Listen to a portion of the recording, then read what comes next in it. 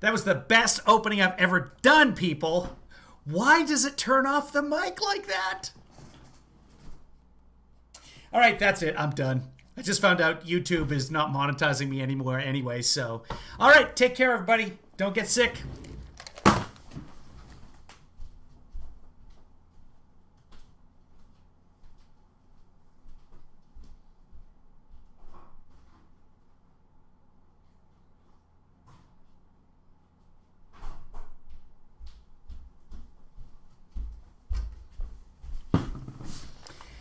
You know what? What the hell? I'm here anyway. Welcome, everybody. This is the live stream. I am your host, Kevin Lee Father, Kevin Williams. I left this morning. I did the Spilling Covfefe. We'll do a little informal chat session in the morning if you want to join us sometimes. And I had to take Kevin Lee's daughter to work. So I took her to work, and while I was driving her to work, the world exploded. President Trump is on tape admitting that he downplayed the virus. President Trump is on tape admitting that in January he knew the virus was airborne. President Trump is on tape admitting that he knew in March that the virus affected plenty of young people. Plenty of young people. He's on tape saying that he lied repeatedly to the American people. So Bob Woodward has a new book coming out. Bob, along with Carl Bernstein, are the reporters that broke open Watergate. Working for the Washington Post back in the 70s, they took down a presidency. You might have heard of Deep Throat. That was their source, their unnamed source until 40 years later, that had information that took Nixon down.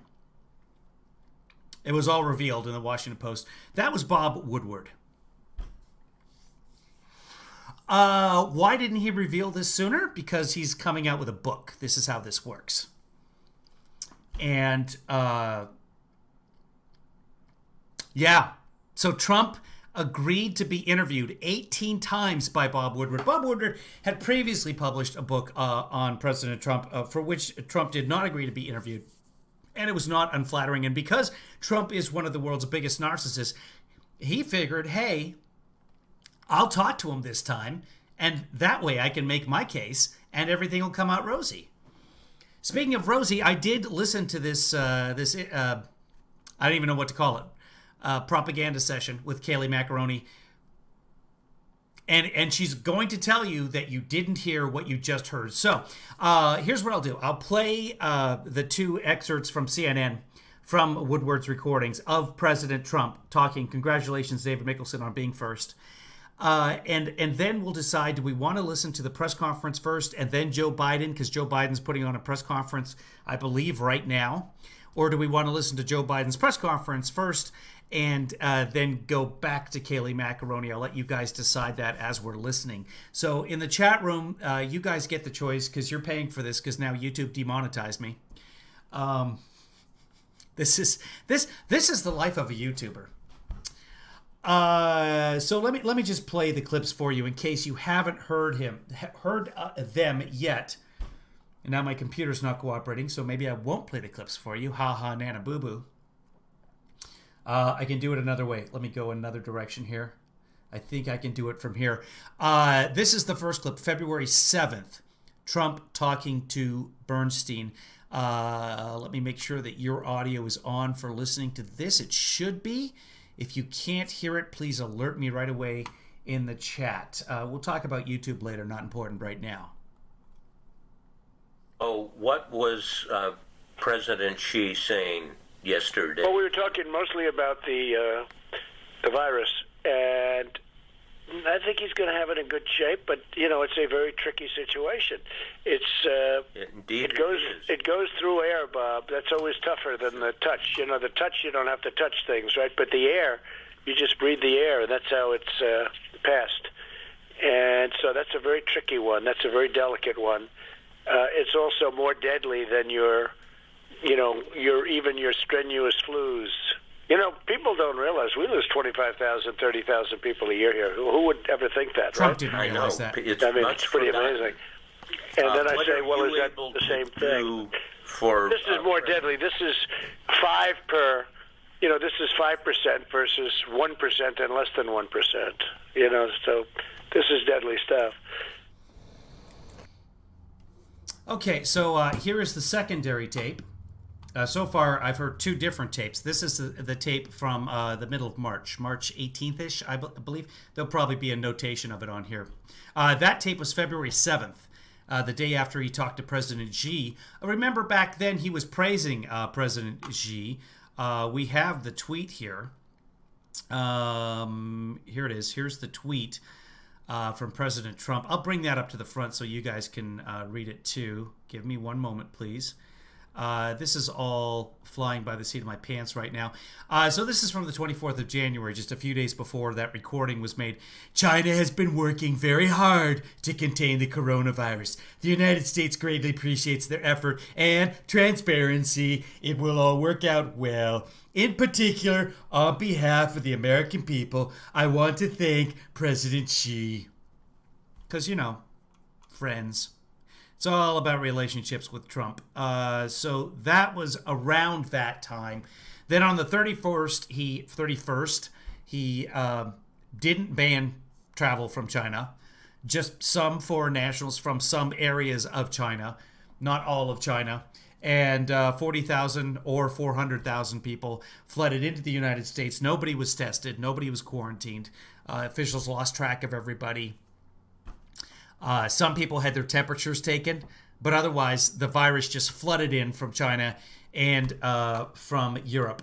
More importantly, the virus had already gone to Europe and was coming into New York from Europe, and that's why New York and Jersey and Connecticut got just hammered in April. Let's go to the second recording. This is Trump talking to Woodward on or about March 18th. We'll find out here in a second. Turning out it's not just old people, Bob. Just today and yesterday, some startling facts came out. It's not just older. Yeah, exactly. Young people, to plenty of young people. So what's going on give me a moment of talking to somebody, going through this with Fauci or somebody who kind of it caused a pivot in your mind, because it's clear just from what's on the public record that. This was round about the time. This is March 19th, by the way. You can see the postmark there. Just calling it a postmark. Timestamp, whatever. This was about the time that Trump suddenly pivoted and started taking the virus more seriously, and was asked that in the press conferences, and it was like, no, I've always taken the virus seriously. And I can show you guys tape, but you've all seen it, about him saying we're not worried about it. It's all going to go away. It's one person coming in from China. We've got it contained. Kellyanne Conway saying it was contained. You went through a pivot on this to, oh my God, the gravity is almost inexplicable and unexplainable. Well, I think, Bob, really, to be honest with you, sure, I want you to. I wanted to always play it down. I still like playing it down. Yes. I wanted to always play it down. I still like playing it down. This is in March, him admitting that he played down the virus to the American public. And then he says the stupid part out loud. He tells us why. Because I don't want to create a panic. Admits not only that he was downplaying it, that he was lying, that he was hiding things from the American public, but also why. He gave us a reason. He didn't want to cause a panic. Didn't want to cause a panic in the stock market, which happened anyway. Didn't want to cause a panic in the labor market, which happened anyway. Why? Because as Dr. Fauci, on the record in the book, explains that he has the attention span in minus numbers. That's what Fauci said, in minus numbers. I'm paraphrasing. I don't have the exact quote in front of me. It's hard to mistake, though. In minus numbers, and all he cares about is re-election. That's from Dr. Fauci. Our Dr. Fauci. That Dr. Fauci.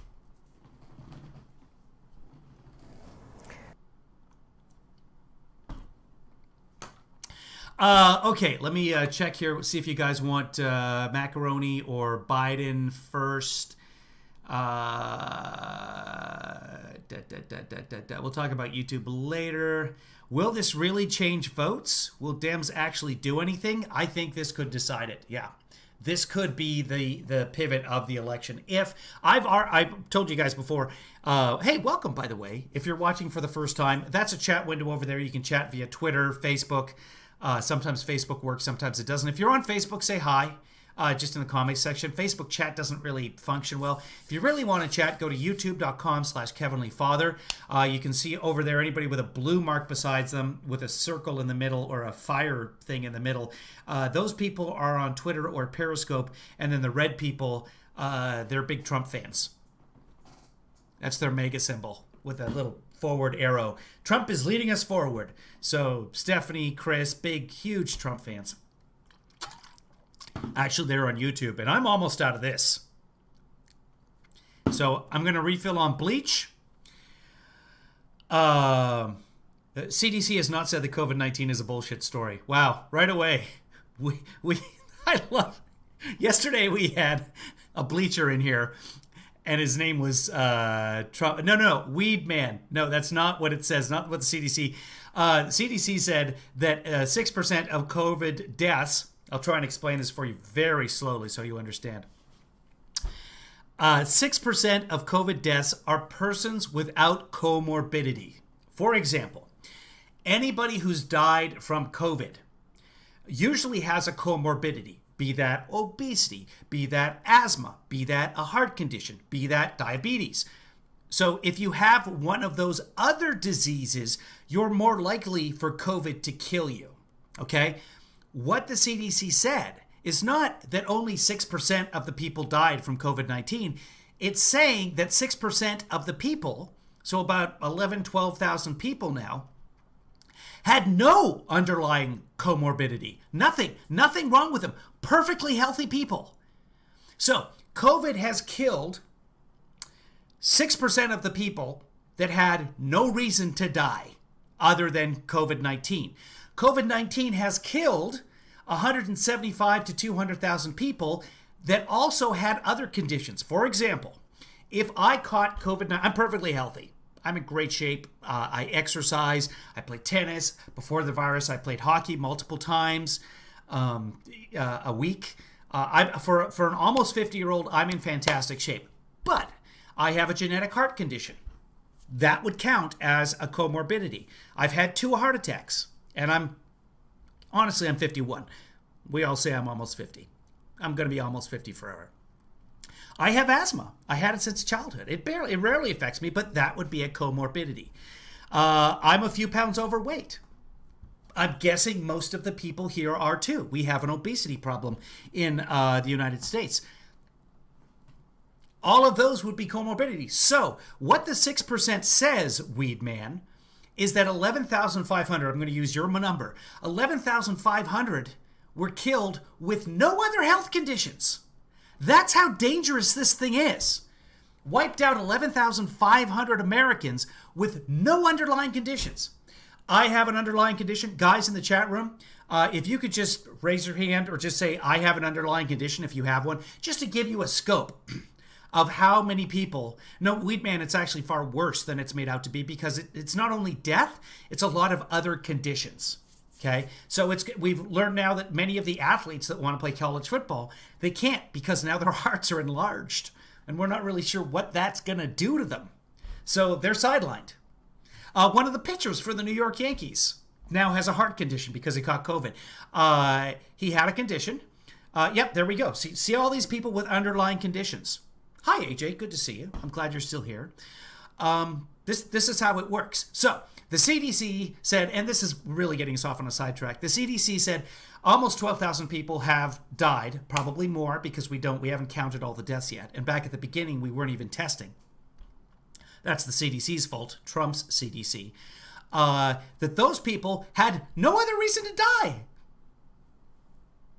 So what I'm going to do, guys, is I'm going to get going with the press conference. I'm going to disappear for a second, get myself something more to drink because I'm already losing my voice.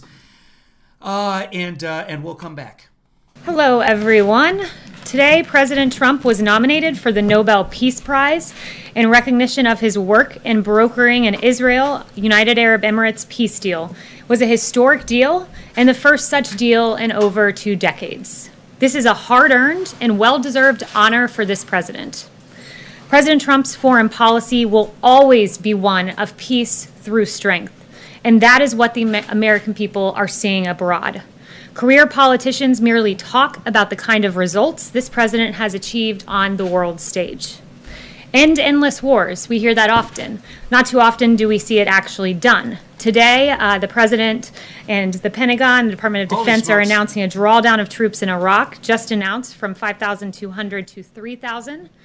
We are getting our allies to pay their fair share. Now 9 NATO countries are meeting their 2% spending obligations. We've secured better trade deals for the American worker. President Trump negotiated the USMCA, the U.S.-South Korea deal, ended the Trans-Pacific Partnership, brought back manufacturing jobs. President Trump has stood up to China. The Phase 1 China deal, also tariffs to hold China accountable, and actions to block Huawei. President Trump's also defeated terrorists. The ISIS caliphate is destroyed. Al-Baghdadi.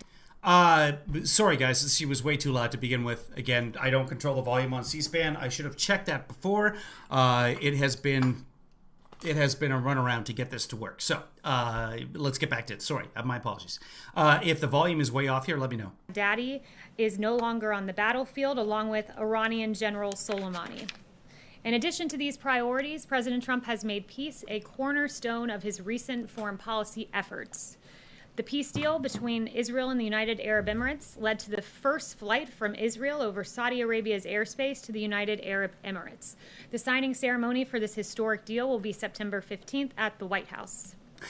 President Trump has also brokered economic normalization between Serbia and Kosovo, a major breakthrough in this decades-old conflict. It's a fact. President Trump has broken the 39-year-old streak of American presidents either starting a war or bringing the United States into an international armed conflict as a... So Syria never happened. Iran never happened. Remember, we killed Soleimani and Iran attacked us with missiles and injured a bunch of our soldiers with traumatic head injuries. Just never happened. Didn't happen. You did. It's a 39-year record broken. Those things just don't exist. Great Washington Examiner piece headline read. These wins are possible because of the president's leadership and outsider perspective. President Trump addresses old challenges with new solutions and delivers results for the American people. And with that, I'll take questions. Yeah, she gets to questions pretty quickly here. I did listen to this guy, so I'm going to cheat. I'm going to sound like I'm a genius, but anyway. They were bad headaches. They weren't head injuries. You're absolutely right, David. The president's already addressed this. I sit corrected. Paula. Kayleigh, thank you. I'd like to ask you about the Woodward interviews. Did President Trump intentionally mislead the American people about the threat of COVID, a pandemic that has now cost... That might be Paula with CBS. ...the lives of nearly 200,000 Americans? I'm sorry. You know what? I don't want to get that wrong. Is this... Woodward interviews? His old challenges with new solutions. I want to see if Kayleigh says who it is. And delivers results for the American people. And with that, I'll take questions. Paula. Paula, yeah. So that's Paula with CBS. Ask you about the Woodward interviews. By the way, just objectively, we love her. We all love her. She's awesome.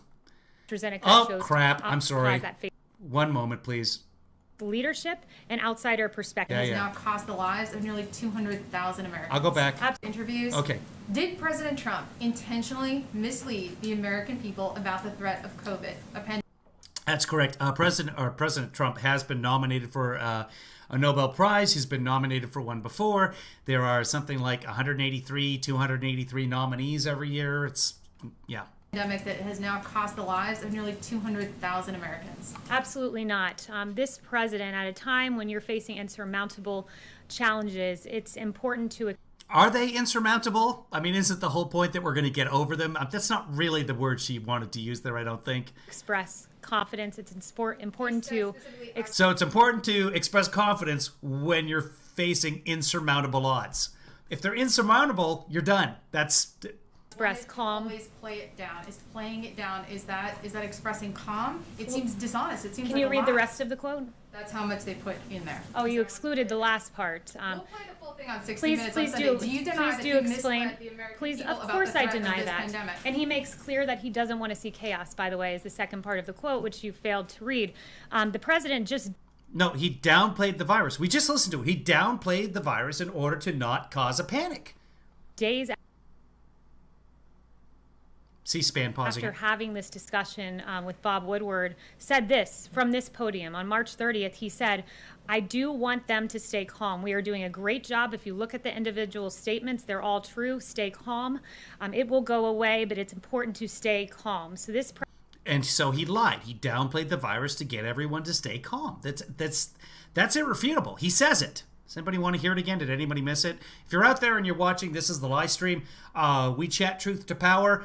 Join us, please. And if you want to just watch without chatting, that's fine too. President does what leaders do, good leaders. It's stay calm and resolute at a time And hide the truth from the people. when you face an insurmountable challenge. That's what this president has It will done. not appear that the president lied to the American public about the threat posed by COVID. The president has never lied to the American public on COVID. The president was expressing calm, and his actions reflect that.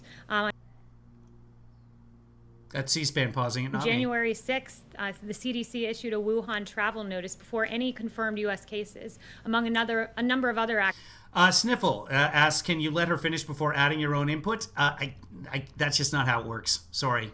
You can watch her on C-SPAN. You can pull this up at c-span.org or whatever it is.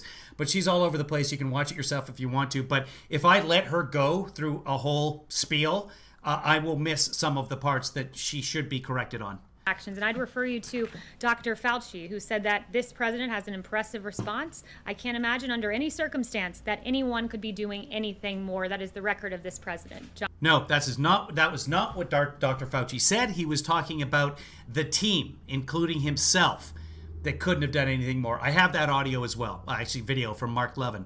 Life, Levin, Pursuit of Happiness, or whatever it is. Dr. Fauci never said that about Trump. John. Kayleigh, but how do you square the president's word? Let's interrupt that. I'll pull that up. I have that here, and I can get that. I should be able to get that pretty. Yeah, here's Dr. Fauci on Levin talking about, and pay attention here because it's the team that he's talking about, including himself, not Trump. Maybe.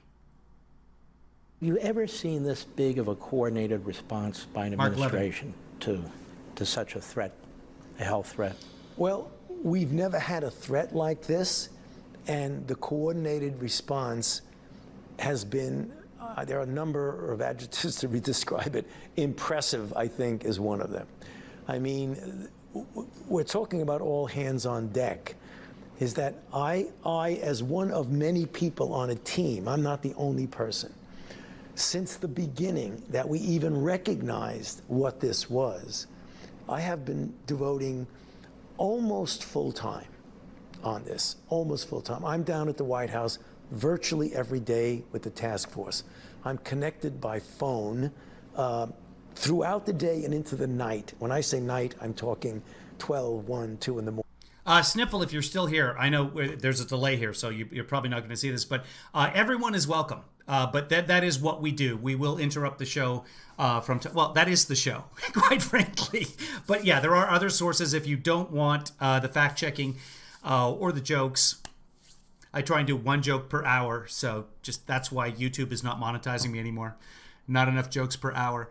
Anyway, so that's enough of the Fauci here. Basically, he was talking about the team. He wasn't complimenting Trump. So it was the administration's response, and that includes the NIH, it includes the CDC, it includes Dr. Fauci. He talks about being up till midnight, 1 o'clock in the morning both nights, talking with the president, but he doesn't say the president himself could not have done more. It's nonsense. It never happens. To Woodward when he said, this is a very delicate one. It's also more deadly than even your strenuous flu. This is deadly stuff. And then just 2 weeks after he told Woodward that, he said, this is a flu. C-SPAN, not me. This is like a flu. For those of you who don't know, that C-SPAN, when you're watching a replay on C-SPAN, it will often pause. If it gets too annoying, we'll go find another source. But right now, let's stay with C-SPAN. And of course, he also said it was going to quickly go to zero. But that seems to be in direct contradiction to what he told Woodward. Well, the president was listening to his medical experts, because you also have at the same time period Dr. Fauci, who said this. Yeah, it was an impressive response by the administration, but he wasn't talking about Trump directly. It was the Trump administration, an impressive response. But again, this is about Trump lying to the American people, downplaying the virus, which is what he said on tape. Asked if the seasonal flu was a bigger concern. He said this on February 17th. So right now at the same time, people are worrying about going to a Chinese restaurant. The threat is that we have in this country, we're having a pretty bad influenza season. Yes, Fauci did say that. Particularly dangerous for our children. So he was reflecting that point. And again, days later, in a briefing, he said, the statements I made are this: I want to keep the country calm. That is what leaders do, and that's what President Trump does. But in that statement, Fauci's not comparing the two. He's not saying coronavirus is like a flu. It was a COVID interview, and he was asked about seasonal flu vis-a-vis COVID, saying exactly what the president said. And in fact... No, not vis-a-vis COVID. That's not how that went. I have that somewhere too. We're not going to look it up right now. But every time Fauci said it's not something the American public has to be too worried about right now, every single time I ever saw him interviewed about that, he always said that could change very quickly and very dramatically. No, she's lying. He said that about Trump. He didn't say that about Trump. He said that about the team, about the administration's response as a whole, not about Trump. She said Trump. The president was taking it more seriously because on the tape he noted that flu could be worse, and he was taking action to address it. Once again... by the way, Dougie, you might have missed this, but earlier Fauci, as I quoted, and I'm paraphrasing here, but you can check it out. In fact, I'll find it. Hold on. Give me just 1 second. I'm sure it's all over the place. I want to put it in his words. Okay, here it is. This is from Newsweek. This is from the Bob Woodward upcoming book. And Fauci says, give it a second to load. Okay, come on. All right, we'll get back to that. But now it's cooperating with me. Here it is. This is Fauci's quote on the president, on the record, in the book from Bob Woodward coming up here, Dougie. Donald Trump's attention span is like a minus number. So that's bad. Okay. His sole purpose is to get reelected. Everything he does here, downplaying the virus, trying to protect jobs and the economy and all that, and letting Americans die, it's so that he will get reelected. And why? Because once he's out of office, he can be charged. He's already unindicted. Again, context matters. That 0 reported COVID cases. The CDC was implementing public health screenings. Go ahead. House Dems were preparing to file their first briefs in impeachment. 1 reported case, CDC, when there was 1 reported case, the CDC was activating an emergency operation. No, they were already in the Senate trial by February, so that's just inaccurate. And impeachment and coronavirus, 2 different things. Center while Pelosi was releasing a statement criticizing McConnell over impeachment. On January 31st, the president issued a travel ban on China. No, he didn't. There was no travel ban. One that the former vice president called xenophobic. That's what. No, he called Trump saying China virus xenophobic. In fact, when he said that, he didn't even know about the travel ban that never happened. He was on stage while the travel ban was being announced. No, it's not a subjective opinion. I mean, I just played it for you. what Democrats were doing while this president was acting, and his actions reflect the seriousness with which he took COVID-19. Yes, Kayleigh, Jeff. you quoted Dr. Fauci. Dr. Fauci is also... Again, she just lied. There was no travel ban. People were still allowed to come in from China, Hong Kong, Macau, Americans coming back, 40,000 in the first month, over 400,000 over time. No flights were stopped by the president, not a single one. You can go look that up in case you doubt this. Just look up White House Proclamation China, and you will find the proclamation. And in it, there are 11 separate loopholes. And we didn't test people. We know that because the CDC keeps testing figures. Throughout February, we didn't test the people coming back in from China. There are flight records that show that 40,000 people came in from China. There are testing records with the CDC that show that we only tested 5,000 people. Even if we tested everyone who came back on those flights, we still didn't test everybody who came back on those. It's just 5,000 and 40,000. I don't know if I can create a graph for you, but just imagine in your head.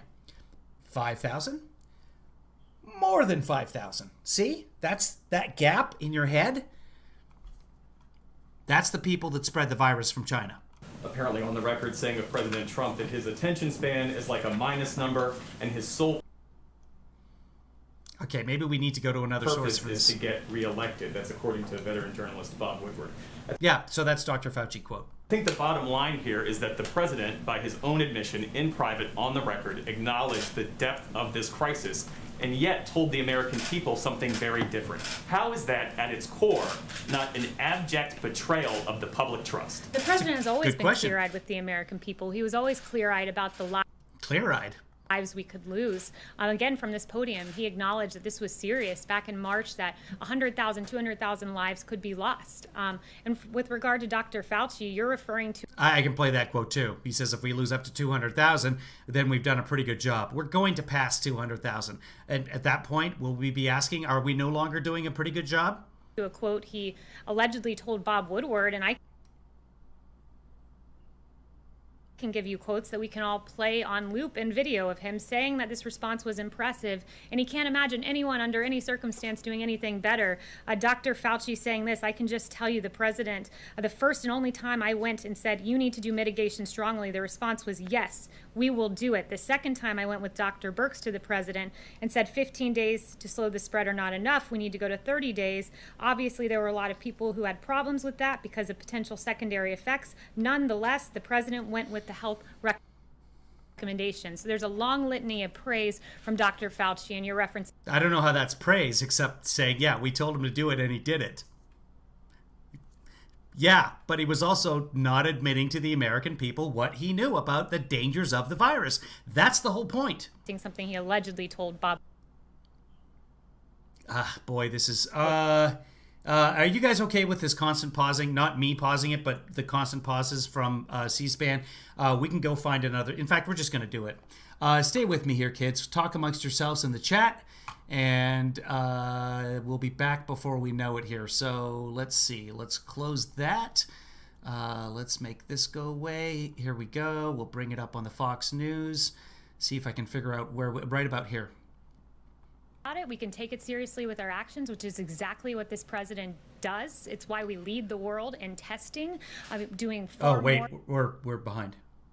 Mario. Thank you, Kayleigh. How can a president bear no responsibility for the 200? Did we hear this already? Sorry, guys. I've listened to this already on my way home, so I don't know. To hold similar outdoor rallies. Oh no, we're way ahead. Let's go back. End of the year, or should we get it even 3 years, which was the time? We'll do it. The second time I went with Dr. Birx to the president and said 15 days to slow the spread are not enough. We need to go to 30 days. Obviously, there were a lot of people who had problems with that because of potential secondary effects. Nonetheless, the president went with the health recommendations. So there's a long litany of praise from Dr. Fauci, and you're referencing something he allegedly told Bob Woodward. It's on tape. It's on tape, Kayleigh. Well, I'm reading to you what Dr. Fauci has said very publicly for all to see, and we can all play those video clips. I can get them in your inbox. Yes. Trump on February 7th. Again, it's on tape, him saying that he downplayed the virus. For those of you just joining us, hold on, we'll play that again, just in case there is some doubt that that's actually the case. Downplayed the virus. Here it is. It's not just old people, Bob. It's just Up today. here. And I I wanted to always play it down. I still like playing it down. Yes. Because I don't want to create a panic. Yeah, admits that he downplayed the virus because he didn't want to create a panic. Lied to the American people about what he knew. It's deadly stuff about coronavirus. In private, on the record. In public, though, February 28th, he says, one day, it's like a miracle, it will disappear. Well, It's one thing to, as a public figure, not to try to incite panic. It's a very different thing, respectfully, to lie and mislead the American people about a crisis that has claimed nearly 200,000 American lives. No one is lying to the American people. One day COVID will go away. I think we can all hope for that day. We will have a vaccine because of this president tearing through bureaucracy. Actually, we don't know if we'll ever have a vaccine. We hope so, but there may never be a vaccine for this. There's no vaccine for the common cold. By the way, estimates are about 25% of what we call the common cold is caused by coronaviruses.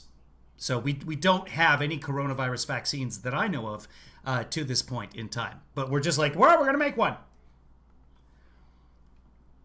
Get a safe and She reminds me of the Beverly Hillbillies. Remember the one where Granny has a cure for the common cold? It's a great episode. effective vaccine. One day it will go away. That is a fact. It is not inciting fear. This president has expressed calmness from this podium, mobilized the greatest... It's not a fact that one day the coronavirus will go away. We hope it does. We really, really do. But the cold has never gone away. Mobilization of the private sector since World War II got more tests than any country in the world. Thanks, Leslie. I'll just call you Colorado. Yeah, no, Leslie. Yeah, you're Leslie. I'll make him go away if I can. Oh, you know what I can do is I can make him go away from here. No, he's gone. Okay. Come on. Go ahead, Kayleigh. On COVID, a vaccine, which, by the way, it'll be a record for a novel pathogen. The timing of this vaccine, should we get it by the end of the year, or should we get it even 3 years, which was the timing of Ebola? This president has done an unprecedented job dealing with COVID, one that Dr. Fauci even acknowledged. And like I said, I will get you that clip to your inbox. Yes. Kayleigh, you mentioned...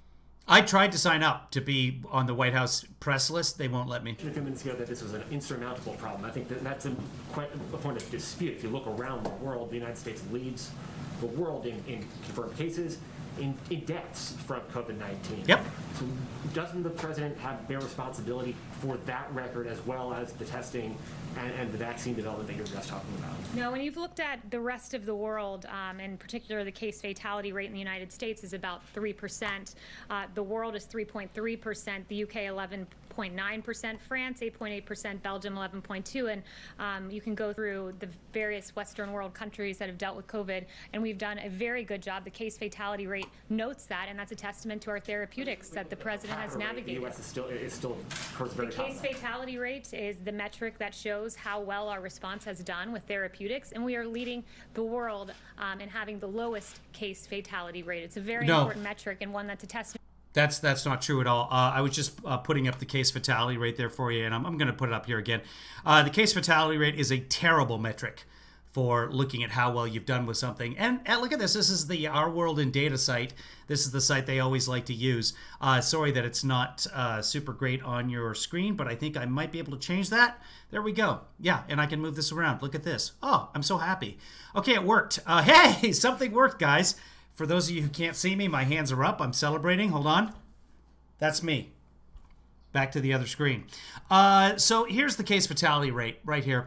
The case fatality rate is the ratio between confirmed deaths and confirmed cases.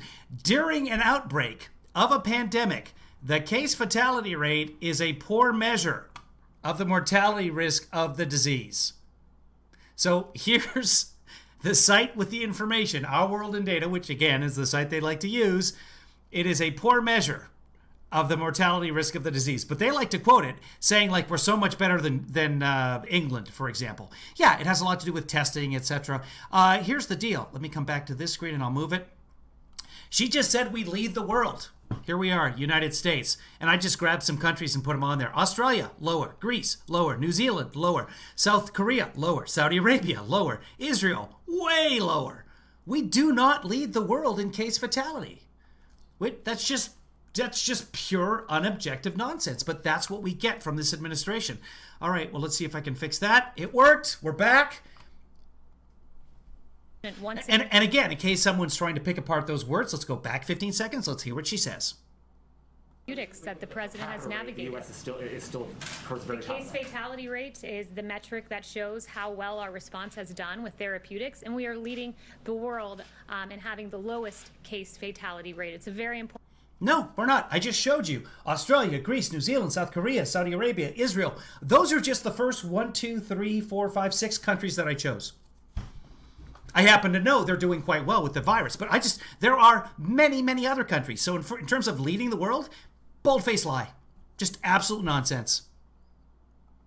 Important metric, and one that's a testament once again. Again, not an important metric. Right on the site, it says, hey, this is not a good metric during a pandemic because we don't know how widespread it is. Post-pandemic, when you can actually measure antibodies, etc., and see how many people had it, then you'll find an actual a CFR that makes sense. To a president who ripped through barriers, getting us from remdesivir, convalescent plasma, and other very good working therapeutics. And Kayleigh just mentioned the president is very focused on the response there. Then why did the president have thousands of people, many not wearing masks at a rally last night in a state that has limited outdoor gatherings to 50 people?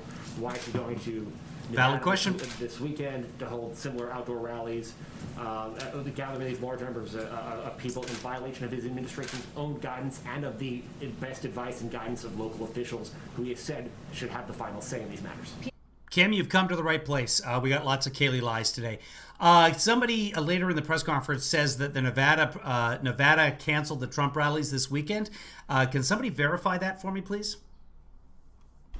People have a First Amendment right, if they so choose, to show up and express their political opinion in the form of a peaceful protest, which is what the president held. And there's a real double standard here. CNN had on a guest, apparently a doctor, Rob Davidson, who said, now true, there are social distancing issues with regard to the protests we've seen around the country. However, this is a public health crisis. They are marching against systemic racism. So if you're allowed to march in aggregate in those protests, you're also allowed to show up at a political rally. You have a First Amendment right in this country. I'm not sure what the Trump rallies are protesting against, but they're calling them peaceful protests. Mario. Thank you, Kayleigh. How can the president bear no responsibility for the almost 200,000 lives lost when he downplayed the virus initially and he knew how contagious and deadly it was? I don't understand how that can... The president never downplayed the virus. Once again, the president expressed calm. The president... Hold on. At this point, you guys have probably seen most of these already, but yeah, the president definitely downplayed the virus. Let's pull something up here. Let's do this one.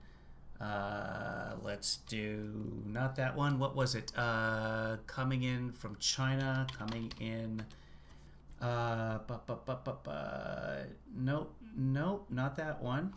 Give me a second here, folks. Sorry, I wasn't prepped with this one.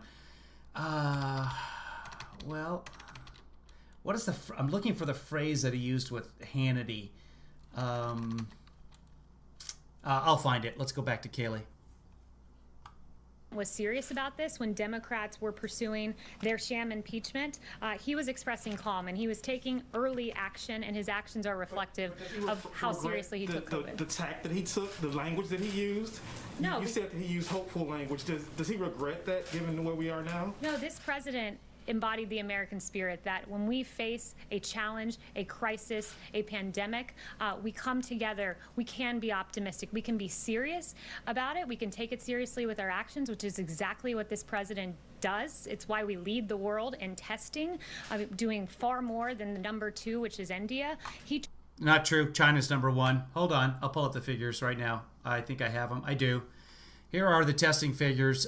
China, 160 million tests. So China's number 1. India is third. We've done about 37 more million tests than India, but China is way out in front of everybody. And you can say, oh, I don't trust the Chinese figures, but we know that they tested the entire 13 million population in the Wuhan area over the course of a week.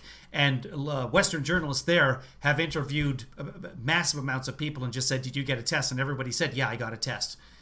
So there's no reason to doubt that China has done millions upon millions upon millions. They may be lying about their death numbers. We don't know. There's no way to know that. But we do know that they're testing way more than anybody. Meantime, when was the last time you got a test?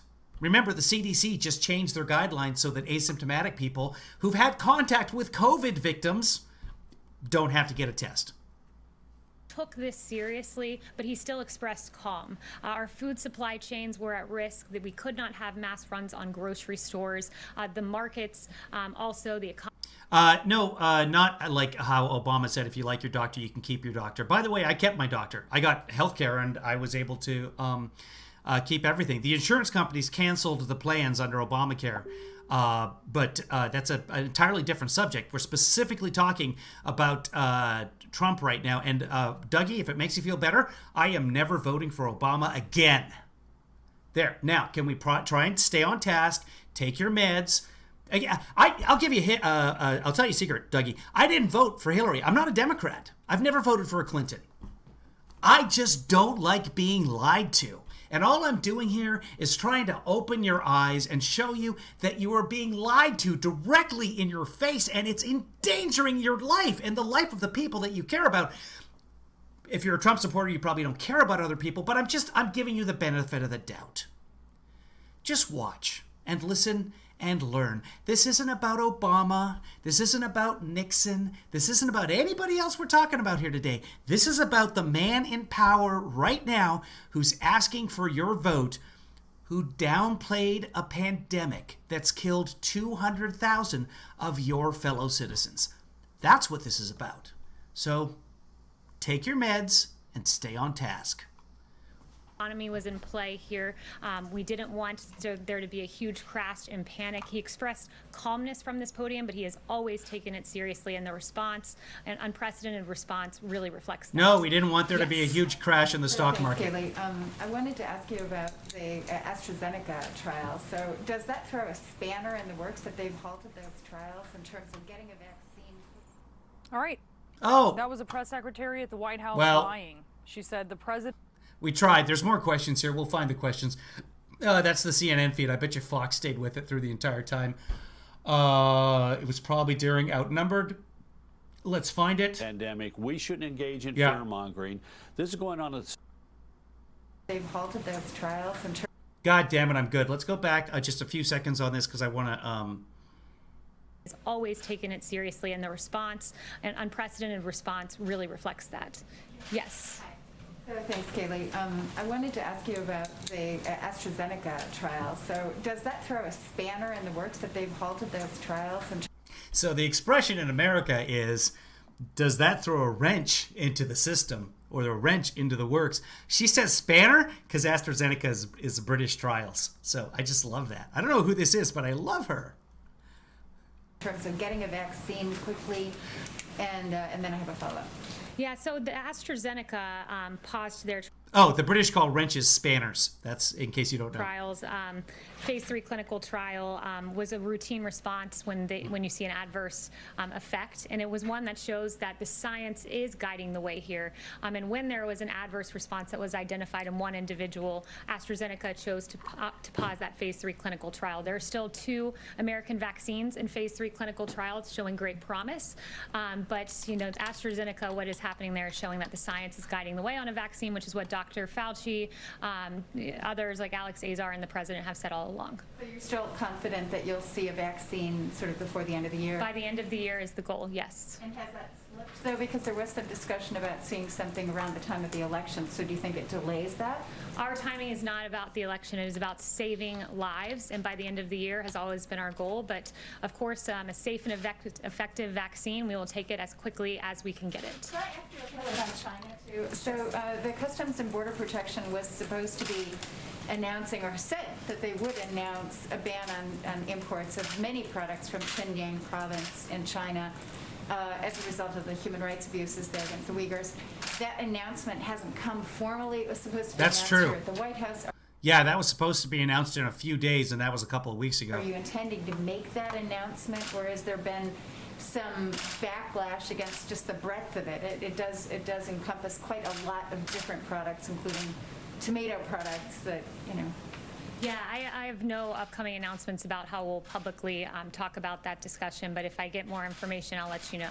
Yes. Can I ask you about Nevada, please? Sure. It's my understanding that the 2 rallies this weekend in Nevada have been canceled because of Governor Sisolak's order preventing events of 50 people or more. Does the president have a reaction? And what is the according to Chris Wilson, that is true. White House policy about complying with the state's orders? Which is you know what? Yes, for health purposes, that's good. I wish it hadn't been canceled. Because then, yeah, I mean, I really don't. But what this is going to do is now give the right, oh, look what they're doing to us. They're censoring us, and they're not allowing us free speech and peaceful protest and all that sort of stuff. So what we should be concentrating on is the fact that we have Trump on tape admitting he downplayed the virus and lied to the American people. Limiting the size of an event. I have not heard that about the rallies, but I'd refer you to the campaign for further information on that. But as I discussed with Zeke here, that we believe that if people want to show up and express their political views, that's their choice to do so. We hand out masks. We encourage individuals to wear those masks. A lot of people did. I was in North Carolina last night and saw it.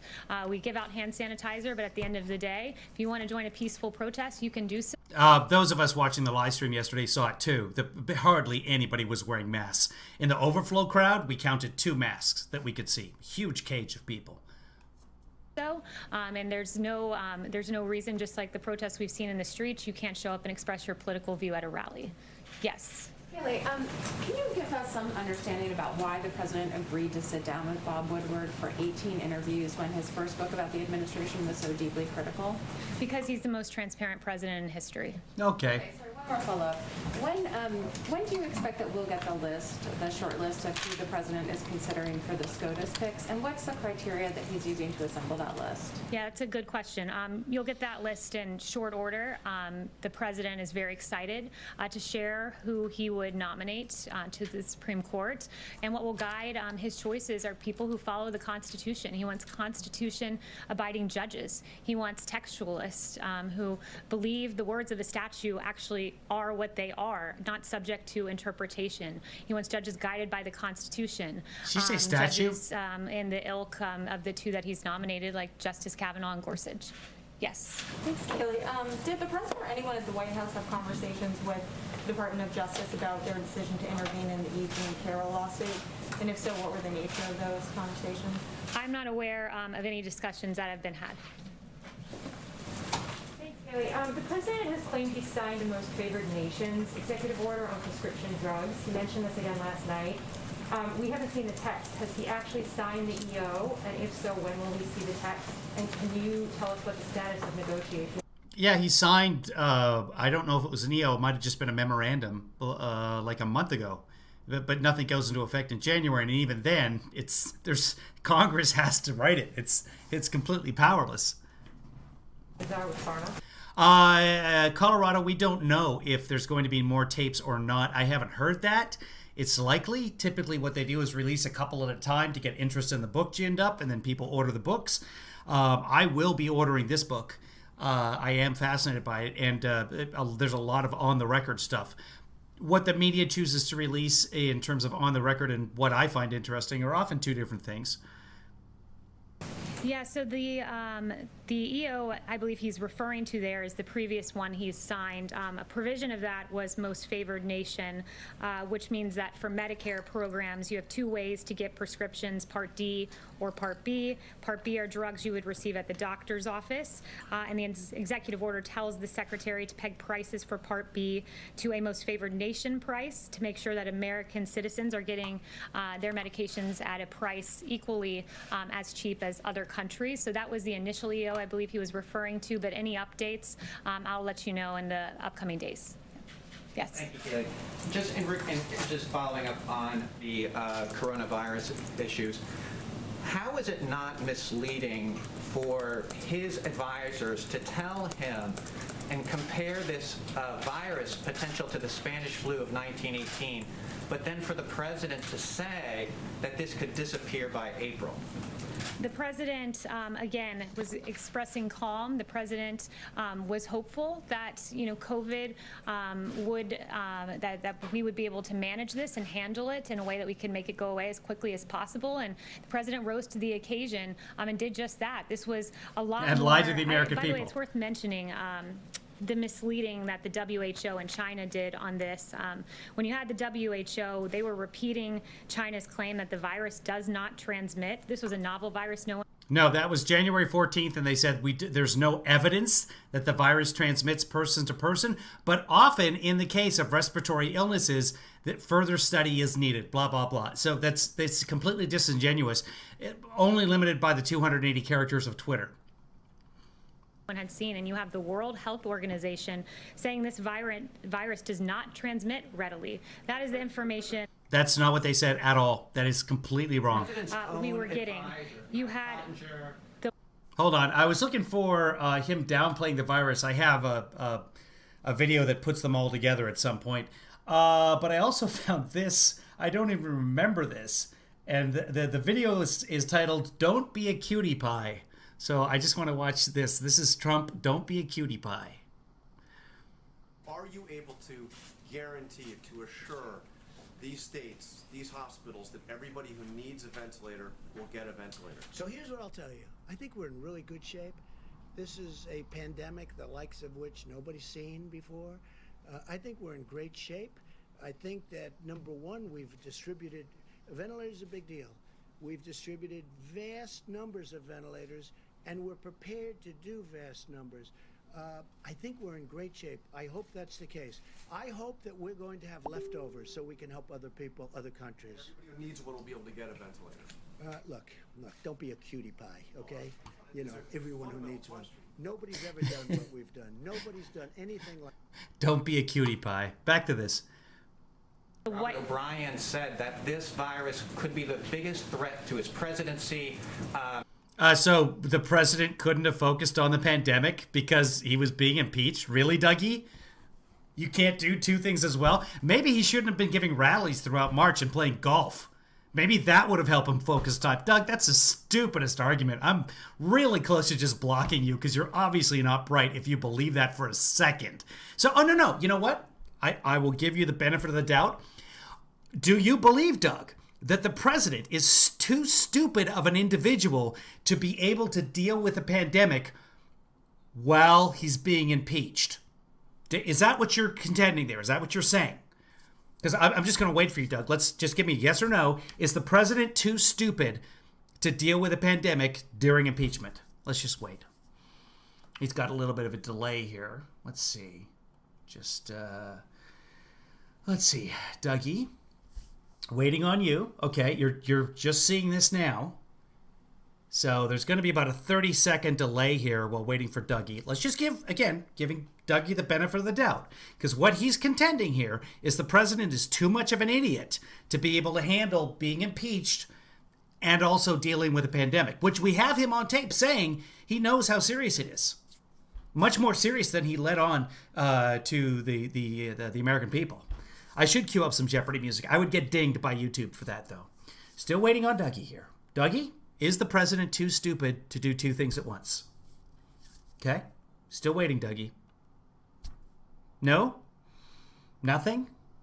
I'm watching the Periscope chat room where Dougie is right now, and just nothing from. No. Nothing. Oh, wait, hold on. There's new messages coming in. Dougie, here we go. You're exposing your bias for the Russian thing was a demonstrable hoax. Did you call them out? Well, no. The Senate Republican Intel Committee showed that intelligence was being passed over to agents of Russia. There was over 100 incidents of collusion. If you're talking about conspiracy, no, they couldn't prove it because right there on page 10 of the Mueller report, you can see where they deliberately deleted emails, they pled the fifth, and they used encryption apps, hiding the truth. Because, that's innocent people always plead the fifth. So no, that it wasn't a hoax at all. Here's the thing, Dougie. The impeachment hoax wasn't a hoax.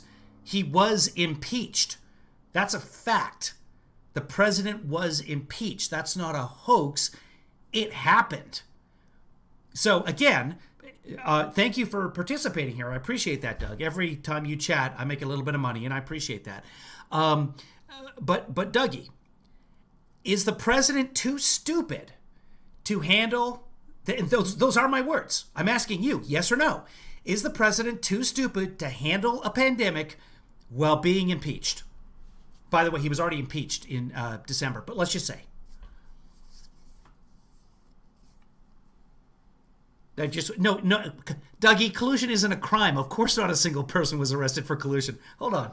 Can I rewind on that? I want to rewind and show you guys what Dougie just yelled. Let's see. I think I can. Hold on. This is great. Oh, Dougie, I love you. This is fantastic material. I think I can. Let's see if I can get it. Where is it? Come on, show it to me. Yes, I can. Hold on. Nope. Am I moving the wrong thing?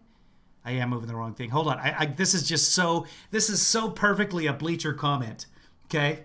Let's see. What if I can move it over here. Yes, there it is right there. Let's go back up here because I can go back up on this chat. Where is it? It's Dougie yelling. Here it is. Look at this right here. I think I can zoom in. This is just the quintessential Bleacher.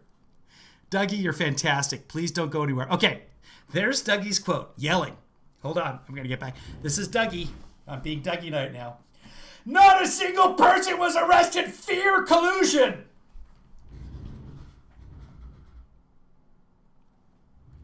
It's my impression of Dougie. Thank you. And Dougie, confirm this. We've never met, have we? And yet, spot on. Dougie, collusion is not a crime. That's why not a single person was arrested. Fear collusion. Or fur, like a fir tree. So fur collusion. Not a single person was arrested for fear collusion. That is correct. Because collusion, it's not against the law. You don't arrest people for things that aren't against the law. That's how law and order works. It's just Trump supporters. God bless them. And you may not even be a Trump supporter. You're coming across like one, Doug. If you're not a Bleacher, let us know. I don't know. Maybe you're an independent like me. Let me get rid of that for us here. I can just drag it off the screen. I'll get rid of it on my own later. Here we go. Let's go back to Kayleigh. Matt Pottinger agreed with that assessment, and then President Trump would later say that no one could have predicted this when his own experts were predicting this. Look, you're referring to the intel community. That is true. Trump has said multiple times nobody knew this was coming when his own experts. And as he says, after talking to President Xi, he knew. He knew that it could be spread through the air. And what the president knew was, and I've walked you through this before, on January 23rd, the intel community briefed President Trump for the first time about COVID, and the briefing said coronavirus from China is poised to spread globally, but the good news is that it is not deadly for most people. This is the information President Trump was getting, and the next time he was briefed on it was January 28th, when he was told that the spread was happening outside of China and the deaths remained all inside China. He was told then that China is not sharing key data. Indeed, China was not. Because as I noted to you on January 9th, the World Health Organization said it does not readily transmit between people. And on January 14th, the World Health Organization said no clear evidence of human-to-human transmission. Clearly, that was not true. No, there was no clear evidence of that. That was absolutely true. But in all of those tweets, they said further study is needed because respiratory diseases typically do spread person to person. It was just early in the virus. So, yeah, no, the WHO never lied about it. China may have been lying. They might have known. China lies about a lot of things. But the WHO had no evidence of that at the time. And if you just read the rest of the fucking tweets, you would know that. Even on February 29th, as the virus was spreading, the WHO put political correctness first by opposing travel restrictions. Note that on... Nope. They did not. They just said the travel restrictions can be helpful at the beginning of a virus, but they're nowhere near enough. They never said don't do any travel restrictions. Completely the opposite. But again, this is the level of comprehension from this side. Nobody was arrested for collusion! January 31st, President Trump put into place those travel restrictions that Democrats called xenophobic. Shame on them. Yes. What? Did she say xenophobic? Hold on. 29th, as the virus was spreading, the WHO put political correctness first by opposing travel restrictions. Note that on January 31st, President Trump put into place those travel restrictions that Democrats called xenophobic. Shame on them. Yes. Kayleigh, on the same day the president... Yes, shame on the Democrats for saying xenophobic, which is not a thing.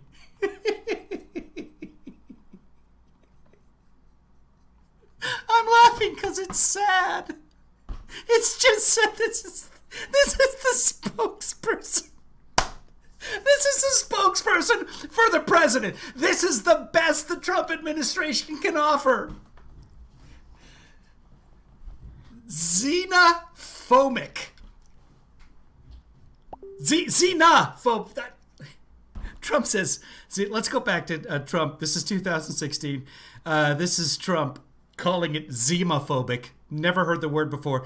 This is right after Hillary said basket of deplorables and called it xenophobic. This is Trump never having heard or read the word before. This is Trump in 2016. She called these Americans every name in the book: racist, sexist, xenophobic, Islamophobic. Xenophobic. Wow. Hold on. I gotta make this quiet because it keeps beeping at you guys. Let me go over here. So this is also the computer I use for my daily life as well. So, xenophobic. I can't even say it. There's just so many variations of that word now in my head that I can't even... I'm writing that down. Was it Trump? Did Trump call it that a few days ago too? My computer is now on fire. It can't even handle all this. What did she call it? Xenophobic. And what day is it? It's 9. Macaroni. Okay, I've made those notes myself. Thank you for your time, everybody. Let's go on. Tweeted that the virus would become weaker when the weather started getting warmer. He told Bob Woodward it was going to be deadly stuff. So why does Bob Woodward get the president's unvarnished opinion when the American people don't? Good question. He was giving Bob Woodward the same opinion he gave from the podium. Nope. And he said, I am here. I want to express calm. That is what a leader... Let's go back to Trump giving that same opinion, shall we? Specifically, this part right here. I want to play this part for you guys. Which my computer now shut down because, again, my computer's on fire right now. It can't keep up with all this xenophobia. This is the young people, talking about the young people. Remember, Trump saying it's amazing the young people are so strong, they're not getting sick. Turning out it's not just old people, Bob. Just today and yesterday, some startling facts came out. Startling facts. It's not just older. Yeah. It's not just older. There's plenty of young people. Young people, too. Plenty of young people. And yet, even today, he's trying to convince us that the young people, just yesterday in the rally that we watched together, we do most of the rallies, folks. I might not do the rallies anymore. Honestly, they're so boring now with Trump. It's so much the same nonsense over and over again.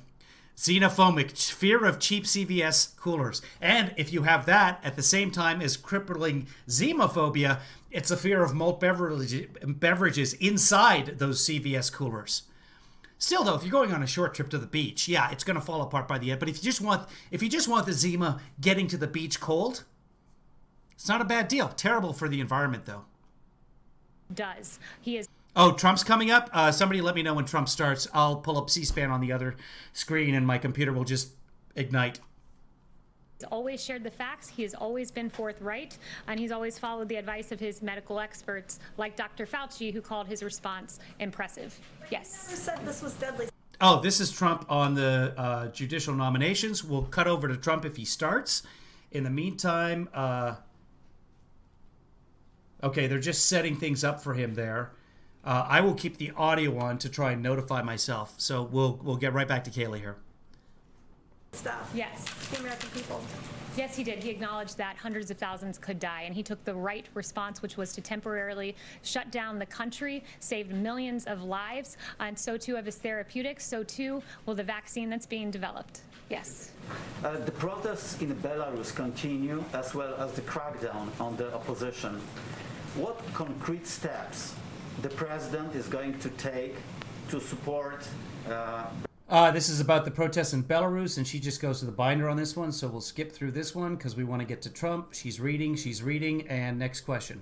The number of Belarusians protesting peacefully makes clear that the government can no longer ignore the people's calls for democracy. Yes. Kayleigh, how is the president keeping his promise of ending endless wars if this announcement on Iraq is just a drawdown, not a withdrawal? There are still troops in Afghanistan, Saudi Arabia, Bahrain. There's still troops. It's not really keeping the 2016 promise, is it? That is an excellent point. The president's drawing down our troops. These things. Cutting and running does not mean ending the war. Things take time. We want to ensure that the Iraqi security force. Random image, you're correct. Trump never shut down the country. Never. In fact, at best, it was 50-50, according to Dr. Fauci. Forces are well trained, and our U.S. troops have done a magnificent job doing just that. We believe that now is the time when we can make this drawdown, keep the country stable because of the training that our troops have done. So. Ha ha ha, 1, 2, 3. If you have a problem understanding Biden, that's kind of on you, because I understand everything he says. Attempt to kind of try and make it look like. So they're, what is it, orologists? What is the hearing doctor called, guys? Go to your primary physician first. That's if you have health care. Of course you have health care. The president announced fantastic, very impressive health care for everybody at the end of August. I never heard the announcement. I missed it completely, but that's what he promised. So I'm sure everybody has fantastic healthcare now. So 1, 2, 3, head to your primary care physician because you now have very impressive healthcare thanks to President Trump. Get that checked. The promise is being kept in advance of the election? No, not at all. Audiologists, yes, but you have to get a referral usually in this country for whatever reason. No, Biden is plenty sentient. If we get a chance, we'll go take a look at Biden. And if you can't understand him, that's a learning disability on your behalf. And in which case, again, go see your primary care physician. This is an expression that we believe that Iraqi security forces can do this alongside the troops that will remain there. And the facts tell the story that this president broke the 39-year-old streak of American presidents either starting a war or bringing the United States into an international armed conflict. So we killed Soleimani and Iran bombed our troops. How is that not an armed conflict? We sent Tomahawk missiles into Syria. How is that not an armed conflict? This is just complete revisionist history. Both of those things happened, and they were celebrated from that podium when they did. So, unlike past presidents, this president has prioritized. Honestly, at this point, Biden could be moot and in a wheelchair. Still get my vote. Fine. The man's brain works. Trump's does not. Trump hid the coronavirus and the dangers of it from the American people. Killed 200,000 people. Imagine how much better our response would have been, not the 5th worst on the planet, but one of the best if we had used the full force of government, if Trump had decided he didn't want to cause a panic. Peace through strength, which is his foreign policy. Just one really quick follow-up, just really quick follow-up. Sorry. Just on the breaking the 39-year trend, how does that work if the president sent troops into Saudi Arabia? Okay, excellent point. 30-year sending troops overseas, moving troops, deserting the Kurds, by the way. It's talking about armed conflicts, just deserting our allies. Now, Kayleigh, thank you. With Kosovo and United Arab Emirates, these are this is OAN. Muslim-majority countries spanning 2 continents now, each bringing some kind of agreement with Israel towards peace. So my question is 2 points. Number What? one, have Wait, what did she just say? Kosovo and United Arab Emirates, these are Muslim-majority countries spanning 2 continents now, each bringing some kind of agreement with Israel towards peace. So my question is 2 points. Spanning 2 continents. Kosovo and, anyway. Spanning 2 continents. That is an interesting perspective. Turkey and Syria, both spanning 2 continents. If you know your geography, that's funny. Number 1, have the Palestinians opened up any kind of discourse with the White House as to their reaction to these developments in... And if what Cuomo did was against federal law or guidelines, then yeah, that definitely needs to be looked at. It should be investigated 100%, Dougie. I have no affinity to Cuomo. But here's the thing. We're not talking about Cuomo right now. We're talking about Trump. That's what we're talking. He's the president. The buck stops with him. With Israel. I thought I made that clear. When it's like, let's stick to Trump here, there's way too much territory to talk about everybody else. You can talk about Hillary and Obama and Cuomo and everybody else. Go get your own live stream. It's not hard to do. Trust me. Israel and Middle Eastern countries. And number 2, have the Palestinians actually expressed any interest in distancing themselves from Iran in the interest of Middle East peace? Yeah, through the deal, President Trump made additional progress on reaching peace in the Middle East. Kosovo and Israel agreed to mutual recognition and normalization of ties, and Serbia committed to moving its embassy to Jerusalem only a few weeks after the historic Abraham Accords between Israel and the United Arab Emirates. This is another huge step forward for broader peace in the Middle East and the rest of the world. I'd refer you to the Palestinians for their reaction, but it is quite telling that this historic agreement between Serbia and Kosovo addressing a decades-long conflict was only mentioned 1 time on CNN and 1 time on MSNBC. Yes. I Googled that yesterday, and there were multiple articles on all of the... But again, it's an economic agreement. There was a flight between Israel and UAE. It's certainly much more historic is the agreement between Hamas and Israel that is currently underway, not brokered by Jared Kushner. So another quote in the Woodward book, which I haven't read yet, but I do know this is a quote. Apparently he quotes Jared Kushner paraphrasing the Cheshire Cat from Alice in Wonderland about President Trump's leadership. When you don't know where you're going, any path will get you there. That's Jared Kushner's comments on President Trump's... I wanted to ask about the Winter Olympics in Beijing in 2022. More than 160 human rights groups have called on the International Olympic Committee chief to revoke... There's no answer to this one. Let's move on. Dismissed this story, and now you even have the author of the story who said... Oh, okay. She goes back to the... show that he has stood up to China, unlike any president before him in modern history. But one thing I do want to address is just this really egregious, and I addressed it on Friday, but it's worth updating, this Atlantic story written by a liberal activist. Now you have 25... A journalist, but liberal activist, sure. 5 people who have spoken out. Hold on. Let's just put a pin in that. She calls Goldberg, the author of the story in The Atlantic, the one where Trump calls the people who died in the war losers and suckers. Liberal activist, okay? Keep in mind, he's a liberal activist. And dismissed this story, and now you even have the author of the story who said, quote, "I share the view that it's not good enough," quote, referring to the fact that he did this false report based on anonymous... No, he didn't refer to himself doing a false report. He said it's not good enough to have the anonymous sources. He wishes that the people would come on record. He hopes that they do, and he does foresee that happening. But he wasn't referring to his own false story. Sources, and basically when you look at the liberal activist who wrote this, again, liberal activist, he has a very bad history. He can't be trusted. The left's new hero used to be their #1 enemy for his role in the U.S. entry into Iraq. Indeed, in the early 2000s, this author was then at the New Yorker, and he extensively wrote on the possible links between Iraq and al-Qaeda, a suggested link that was key behind the decision of U.S. involvement in Iraq. He relied on people who, in his words, quote, seemed to me to be credible, who said that they had information about such connections between al-Qaeda and Iraq.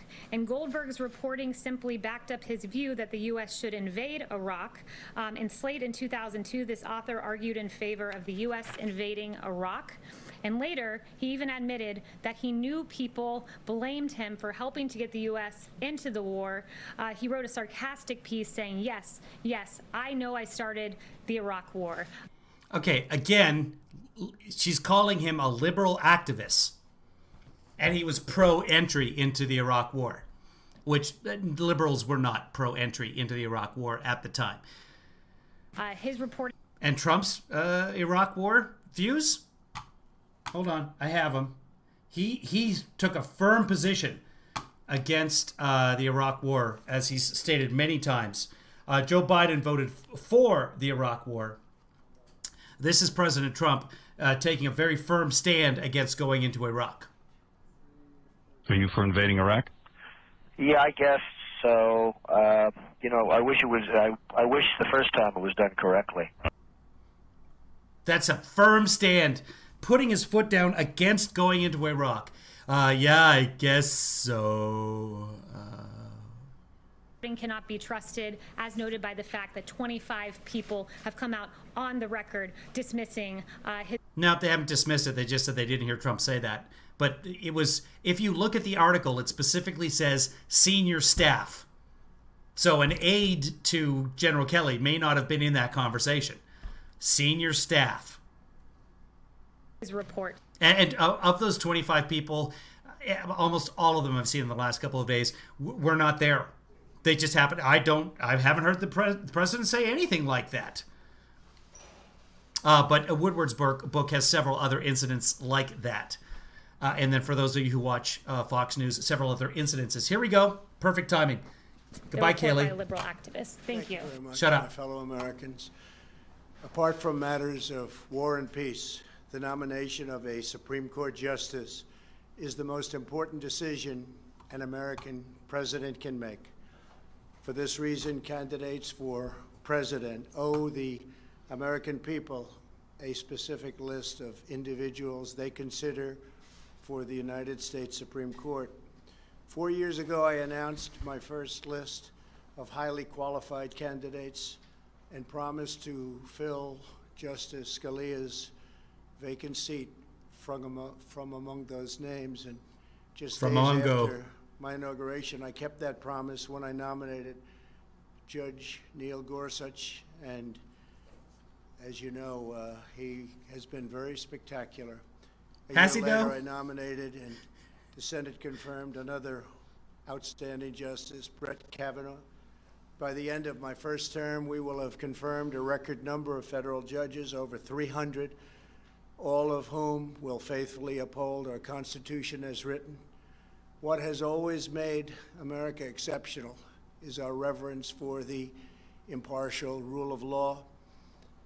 People have come from all over the world, accusing other presidents of treason based on this sacred principle.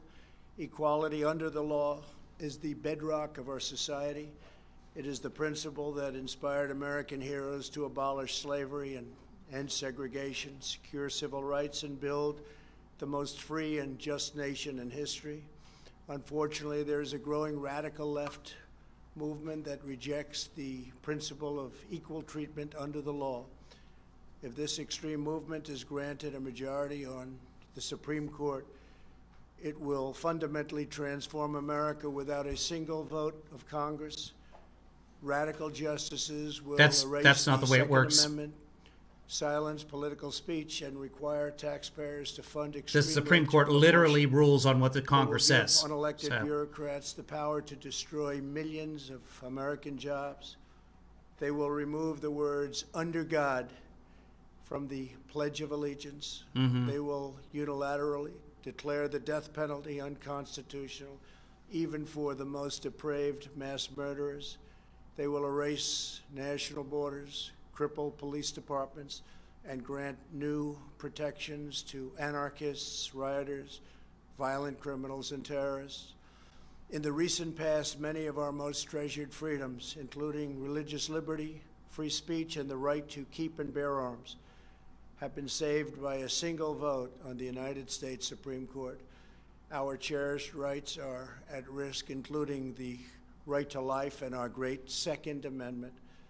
Over the next 4 years, America's president will choose somebody want to wake up the president? And in all likelihood, 1, 2, 3, and even 4 Supreme Court justices. What about 5? The outcome of these decisions will determine whether we hold fast to our nation's founding principles or whether see if I can wake him they up. are lost forever. Hey, wake up! That is why today I am announcing 20 additions to my original list of candidates for the United States Supreme Court.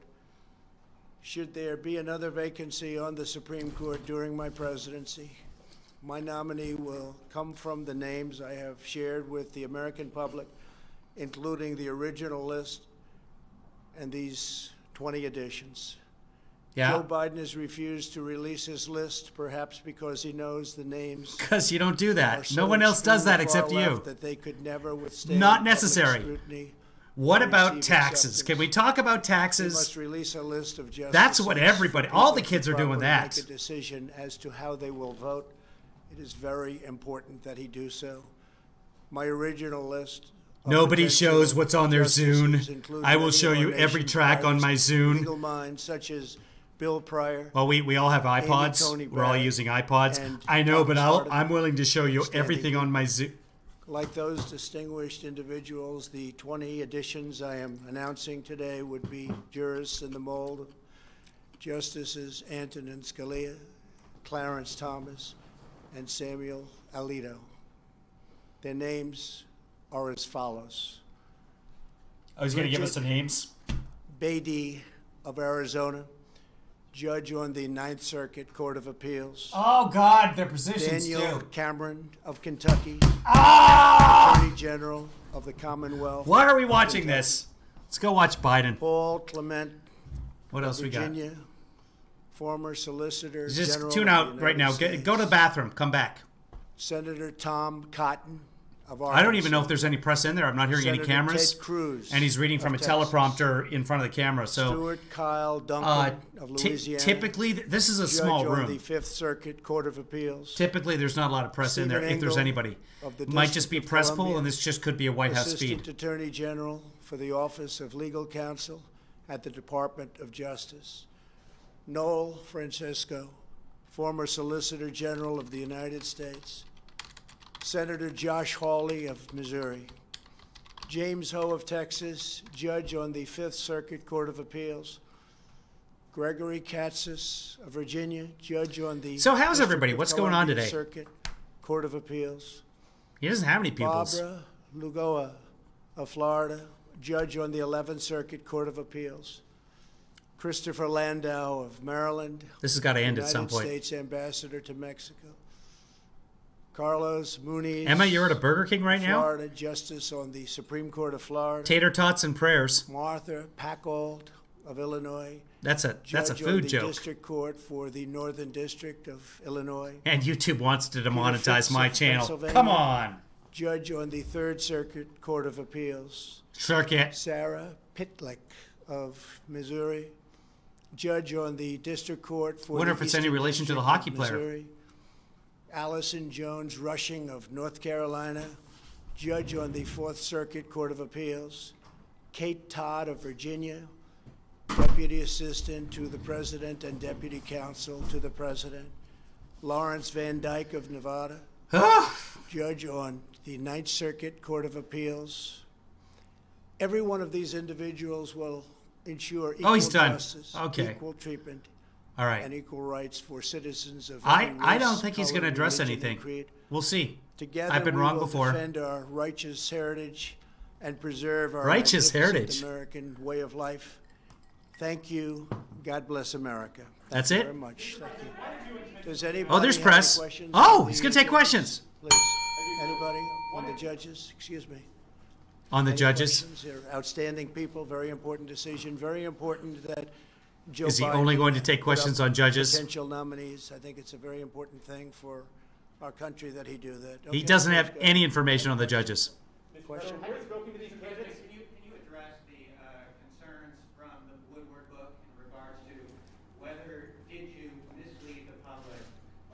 Did you mislead the public in the Woodward book?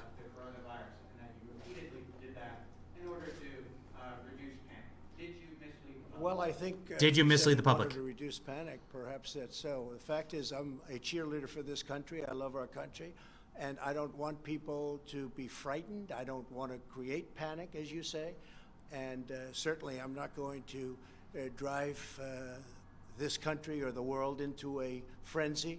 We want to show confidence. We want to show strength. We want to show strength as a nation, and that's what I've done, and we've done very well. We've done well from any standard. You look at our numbers compared to other countries, other parts of the world. Okay. It's been an amazing job that we've done. I think it's very sad in many respects because number 5 worst. That's the 5th worst. Working so hard on it, including our vice president.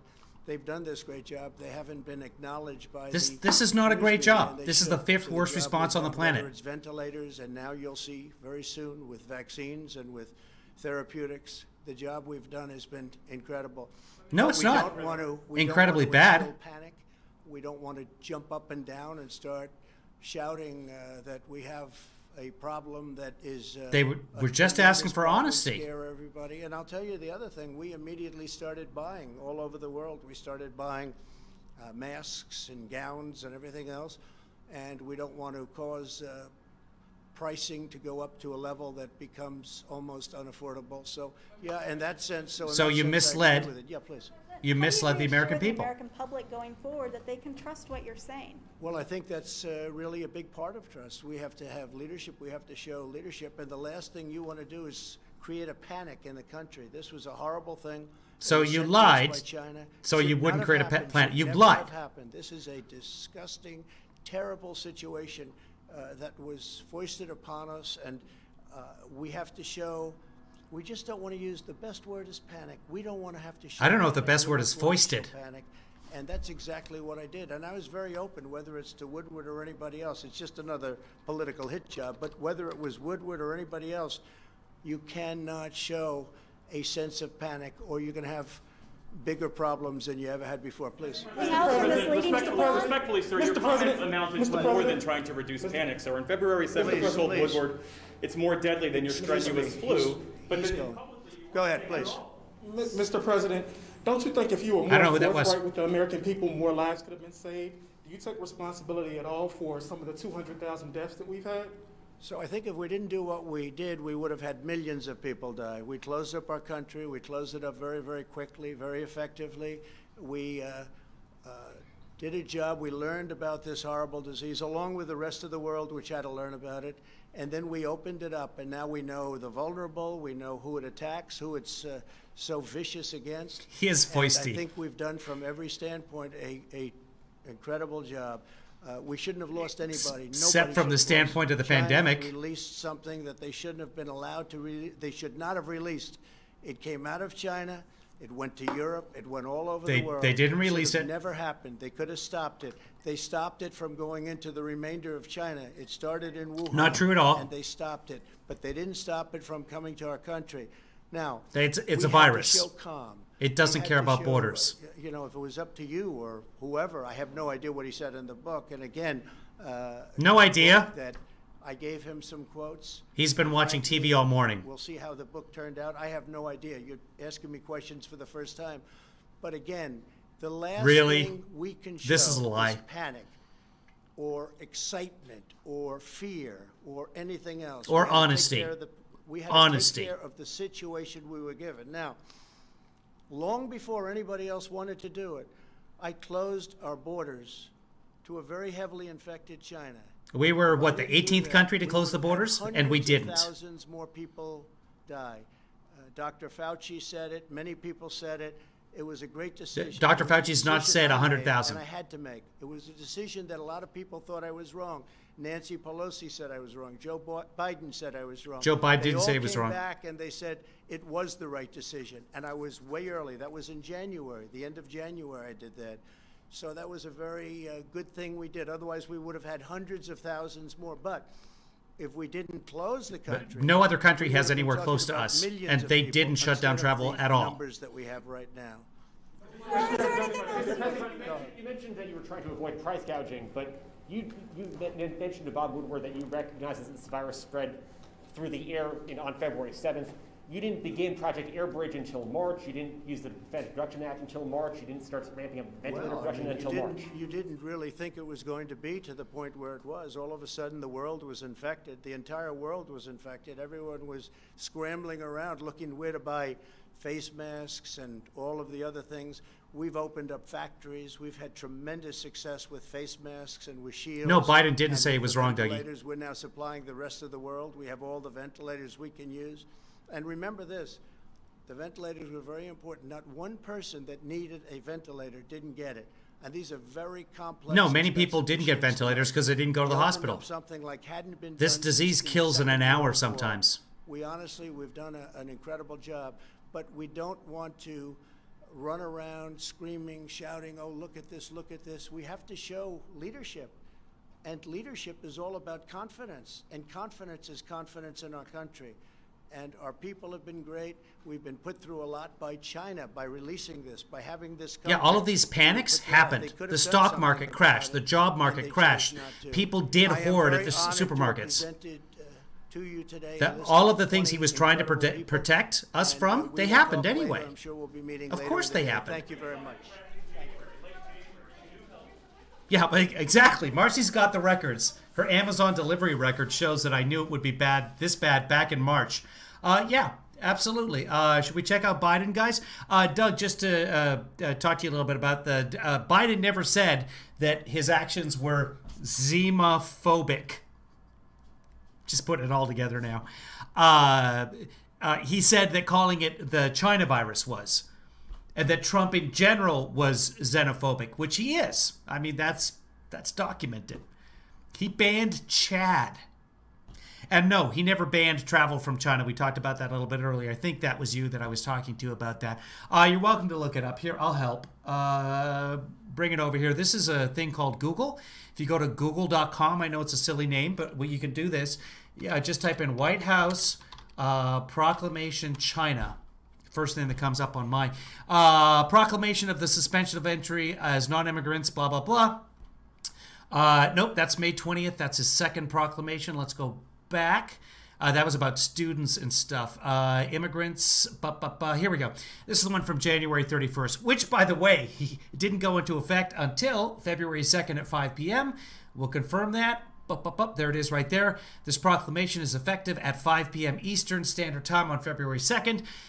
That gave thousands of people the opportunity to rush into the country from China. So they had a 2-day window. Same thing with Europe. Everybody rushed over from Europe during those 2 days. I know there's people watching right now that brought their friends and family from Europe during the grace period. That's the way that worked. So anyway, what I wanted to show you here is that there wasn't a ban on travel from China. Italy put a ban. No more flights, no nothing, nobody coming from China. It was too late for Italy. For us, it did make a difference. Travel was coming over from Europe, or the virus was coming over from Europe. Travel kept coming over from China. This whole travel ban from China, nope. Here are the exemptions. Let's just count them. Here we go. Scope of suspensions. Section 1 of this proclamation shall not apply to 1, 2, 3, 4, 5. There's your Roman numerals. Blah, blah, blah, blah, blah, blah. There it is. XI, that means 11. There were 11 exceptions to this limited, it's not a ban. I don't even know what to call it. But right in the proclamation, you can search this yourself. 11 exceptions to it. You can't come in unless, well, you're an American. Unless you know an American. Unless you're being adopted by an American. Unless, I don't have friends and family. Unless you live in Hong Kong. Unless you live in Macau. Both part of China. But yeah, come on in. Other parts of China, yeah, come on in. And as you probably know, most people, like myself, I'm a dual citizen. I can have Canadian and American citizenship at the same time, according to Canada. I have a Canadian passport. And if I wanted to, I could travel if I'd been to China, and this, by the way, many, many people on the planet have dual citizenship. It's pretty standard. So people were coming in using whatever passport didn't have the Chinese stamp in it That's what happens. That's what did happen, and no, we weren't testing them. So that was Trump. Let's go check out our friend Biden. If you guys want to check that out. This is a long broadcast already. So far, an hour 40. Let's pull up the C-SPAN and see if we can find Mr. Biden here. You guys want to watch some Biden? Let's see. We're a little bit behind. I'll look at the YouTube chat. Let me know if you guys want to watch some Biden. I'll pull them up here. I'll get them ready. Tones that the fight for both our health and economic security. Seriously, health and safety are there's. Yes, Biden. Okay. Oh, for the love. Hold on. I like the sound of that.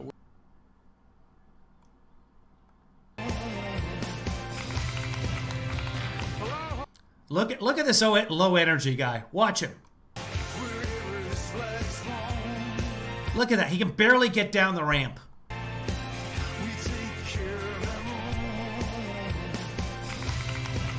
By the way, Springsteen probably authorized the use of this song. I don't know that for sure. I didn't know that you were Irish, Dennis. I knew you were a bi-citizen, but I didn't know Irish specifically. Hello.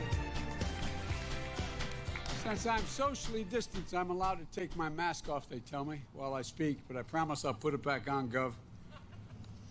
Ladies and gentlemen, good afternoon.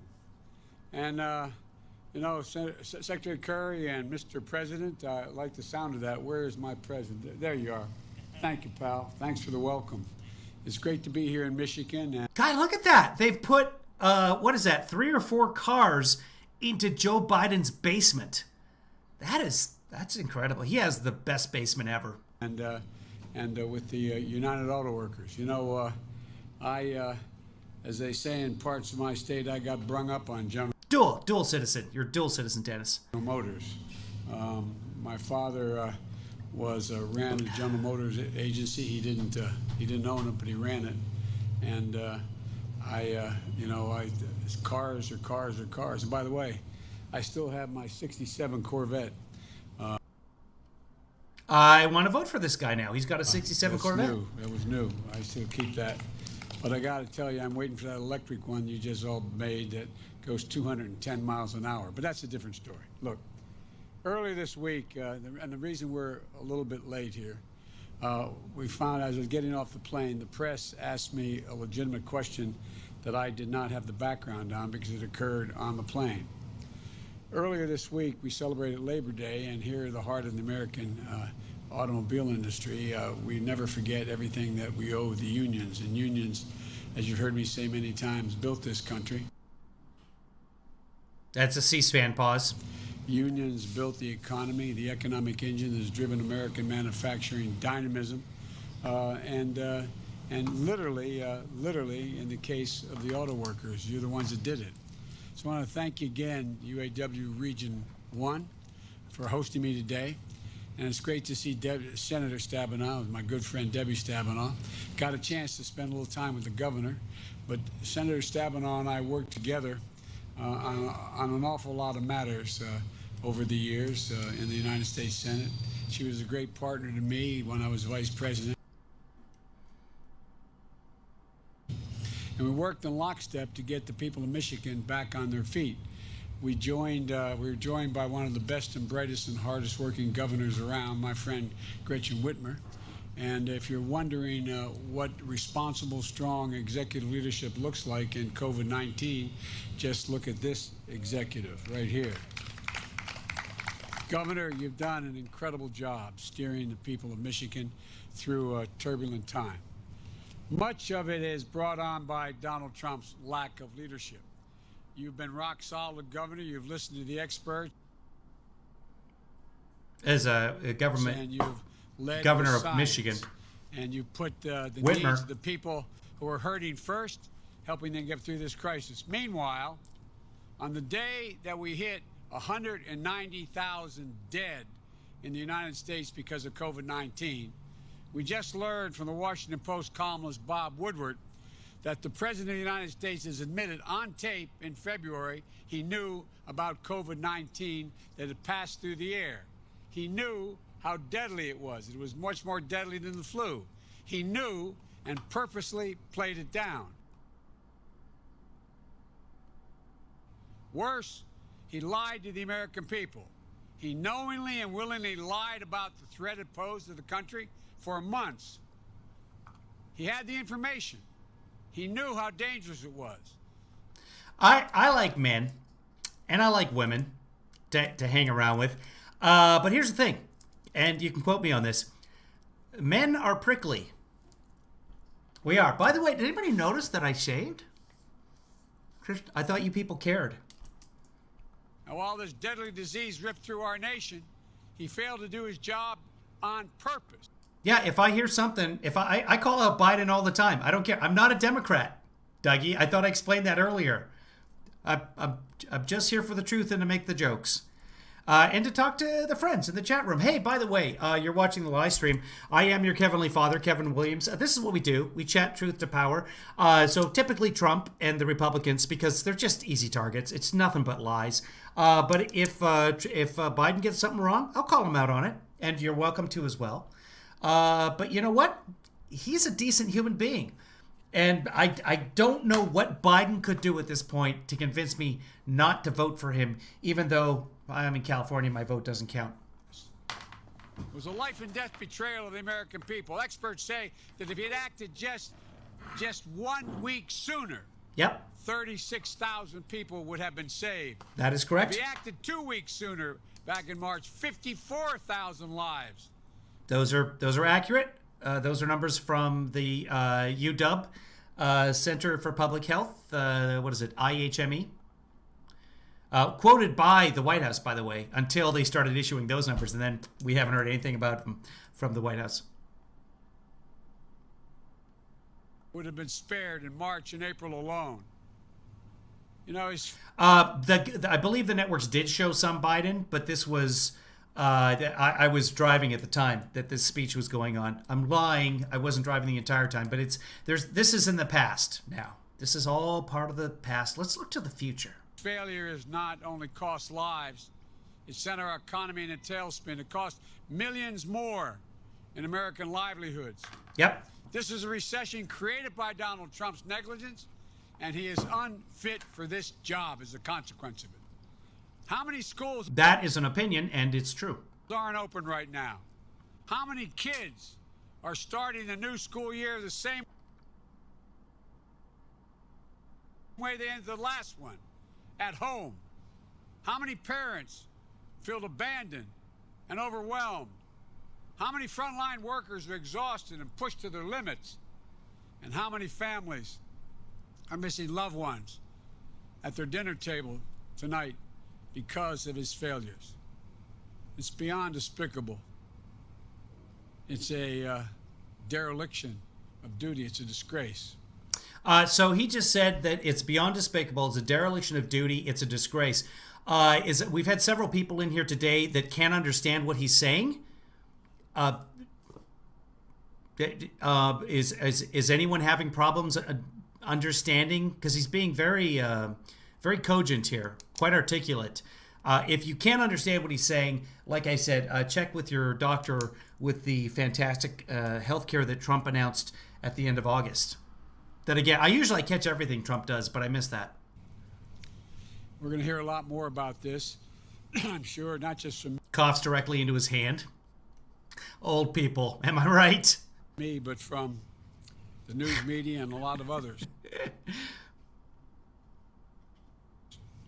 But I want to ask you one simple question. What's the value of a promise? What's it worth? 500? What's the worth of a woman or man's word, of a president's word, if it's not matched with action? Yeah, what's the worth of Stacey Young's word? In the 11th grade, she told me she would love me forever. In 2016, then candidate Trump coughs into his hand to warn. Just a few days before the election. Here's what he said. He said, by the way, you won't see Biden cough into his hand again. I'll bet you money on that. I'll bet you 14 cents that he won't, because he'll be called out on this over and over again. If I'm elected, yeah, you won't lose one plant. You have plants coming into this country. You're going to have jobs again. You won't lose one plant. I promise you. C-SPAN is doing the pausing, not me. That's what he said. Donald Trump makes a lot of promises. He promised that he alone could stop the offshoring of jobs. He promised he'd bring back jobs, stop companies from leaving. He could do what, quote, nobody else could do it but him. He promised that his administration would enforce every last buy an American provision on behalf of the American people. And what makes his wild claims and hopes. By the way, it was 2004 when they told us to stop coughing into our hands and to cough into our sleeves or our elbows.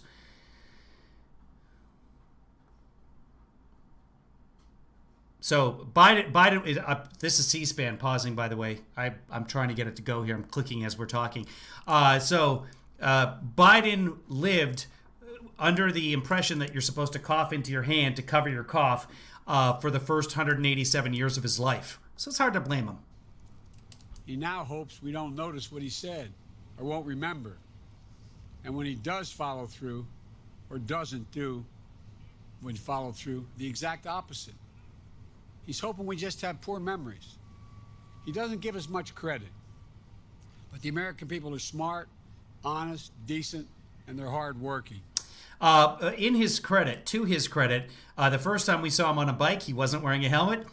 A week later, on his Sunday bike ride, he was wearing a helmet. And we expect our president to be straight with us, to do what he or she says they're going to do. So let's look at the reality of Donald Trump's economy. Yes, let's. And what exactly his promise to the American people and workers are worth.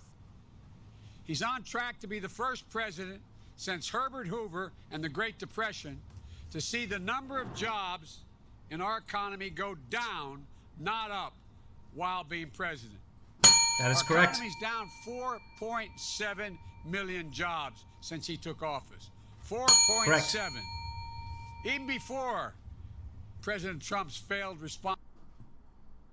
Keep going. The COVID-19 crashed our economy. His reckless and chaotic trade policy had thrown American manufacturing into recession. It was already contracting in 2019. Yeah. Even when COVID-19 hit, before it hit, Trump was creating an average of 500,000 jobs fewer per year than the last 3 years when President Obama and I were in office. That is correct. And when the GM transmission plant here in Warren closed last year, I bet the workers... This is C-SPAN pausing, by the way. ...around weren't all that comforted by Trump's empty promises. Under Donald Trump, Michigan lost auto jobs even before COVID hit. And what about offshoring? Has Trump delivered on stopping companies from shipping jobs overseas, American jobs? You already know the answer. Of course not. The rate of offshoring by federal contractors, they're people that get federal dollars from the federal government to do things. The offshoring, big companies being paid by U.S.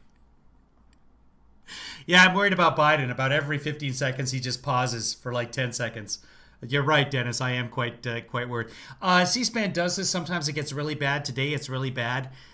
We might. It is getting annoying. Let's go see if we can find it somewhere else. Give me one moment, please. Let's pull up this. I honestly don't know if the other channels went and covered it. I'm on Fox right now. Oh, here we go. So Fox did cover some of it. Let's find out. And the last one, at home. How many parents feel okay, abandoned? We saw that. Here we go. Before it hit. Close. From the federal government to do things. The offshoring. Big companies being paid by U.S. taxpayers has doubled doubled under Trump. Those contracts, federal contracts with your tax dollars, they've doubled the number that have been offshored. I don't know that to be a fact. I will look into that. Number invited four? companies to the White House Four to times. make what he called the pledge to American workers. So the right will be highlighting those coughs. I guarantee it. Team Trump will have those coughs all over the place. And they will be there will be conspiracy theories about how unwell Joe Biden actually is. And they'll show those coughs on an endless loop on the Twitters. And they'll probably get a bunch of Republicans to comment on it. You know who they should get? Herman Cain. He couldn't even keep those firms from outsourcing. Many were given lucrative federal contracts, but then some of them turned around and shipped 7,000 jobs overseas. Under President Trump's U.S. trade deficit has grown. It's hit an all-time high. That is true. Again. U.S. trade deficit is at an all-time high. That's correct. Under Trump in the last 3 years. President Trump's answer that last part is not correct. to all this is the same as answer to everything.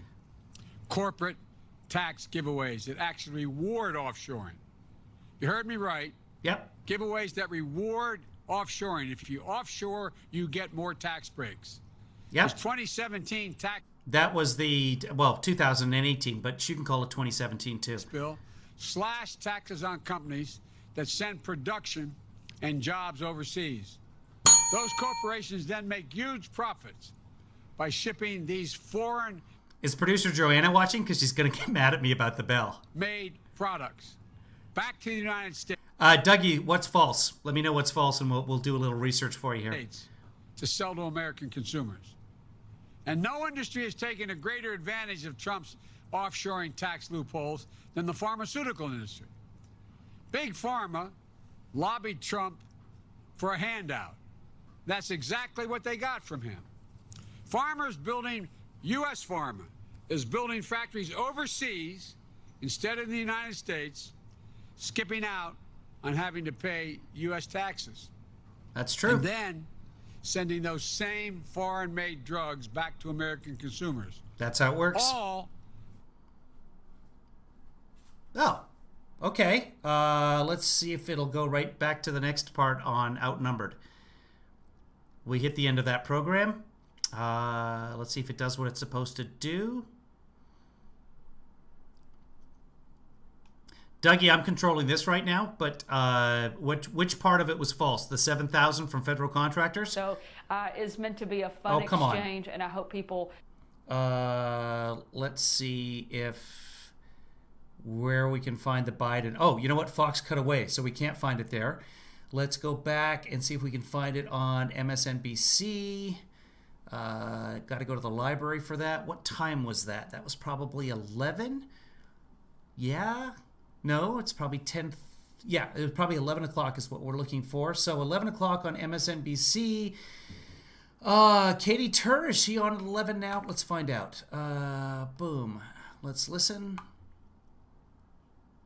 States skipping out on having to pay U.S. taxes and then sending those same foreign-made drugs back to American consumers, all while raising their prices on prescription drugs that union families and working people have to rely on. I had a friend with prescription drugs. She had a mastectomy, and it was anyway. I take that back. Hold on, I'm going to mute that part. That was a terrible joke.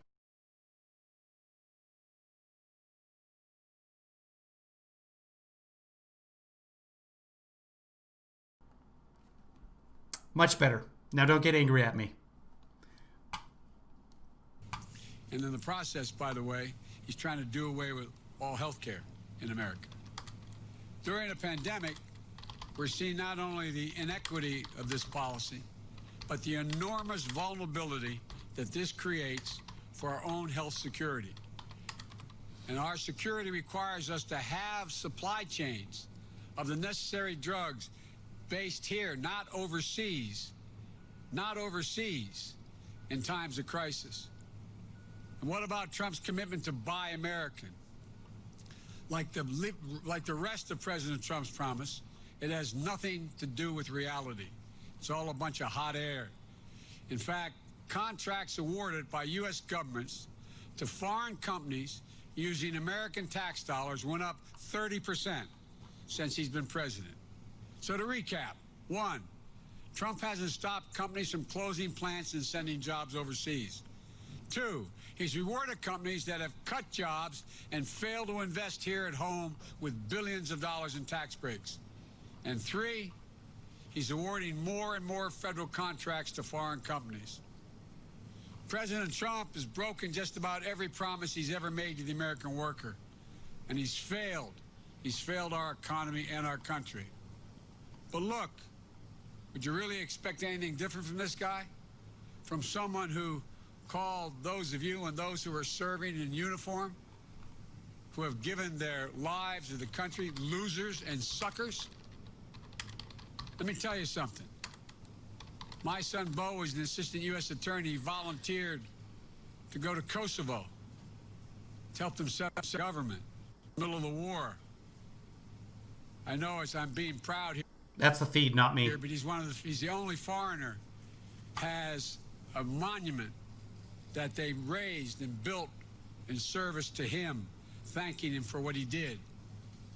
My son also then, as Attorney General, volunteered to go to Iraq for 1 year.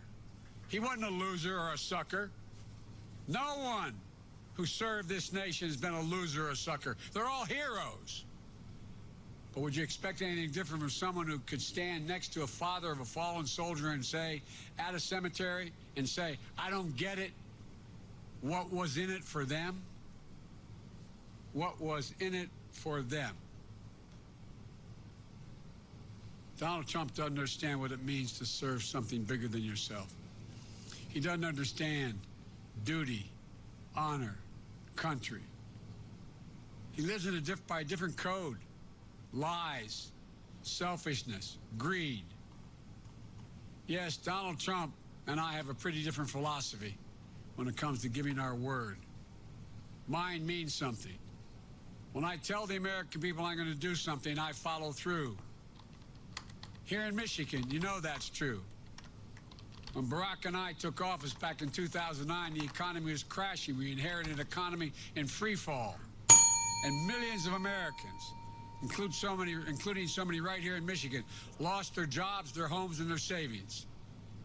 With the help of Debbie breaking her neck here, President Obama and I worked hard. He put me in charge of the Recovery Act.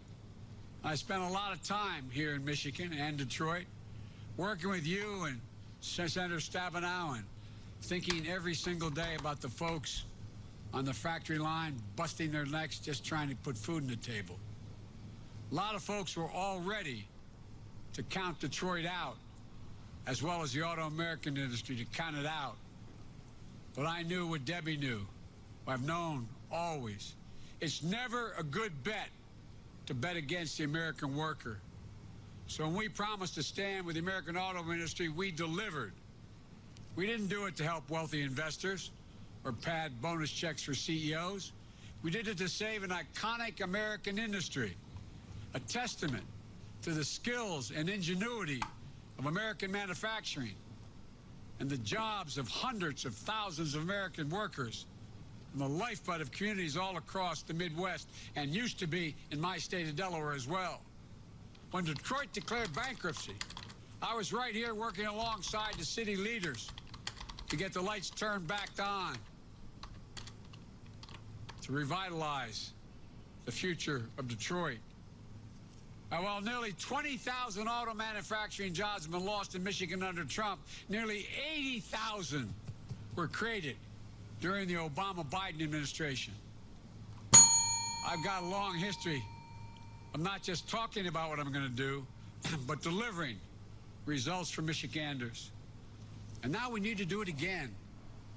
We need to do the hard work. I will never get used to them being called Michiganders. But yeah, I just posted a link there. There's the TAA. That's a Trade Assistance program that tracks offshoring and that sort of stuff. And yeah, the offshoring of American jobs continued under Trump. I couldn't find an exact $7,000 figure, but that could be per single year. I'd have to go back and see what Biden said about that.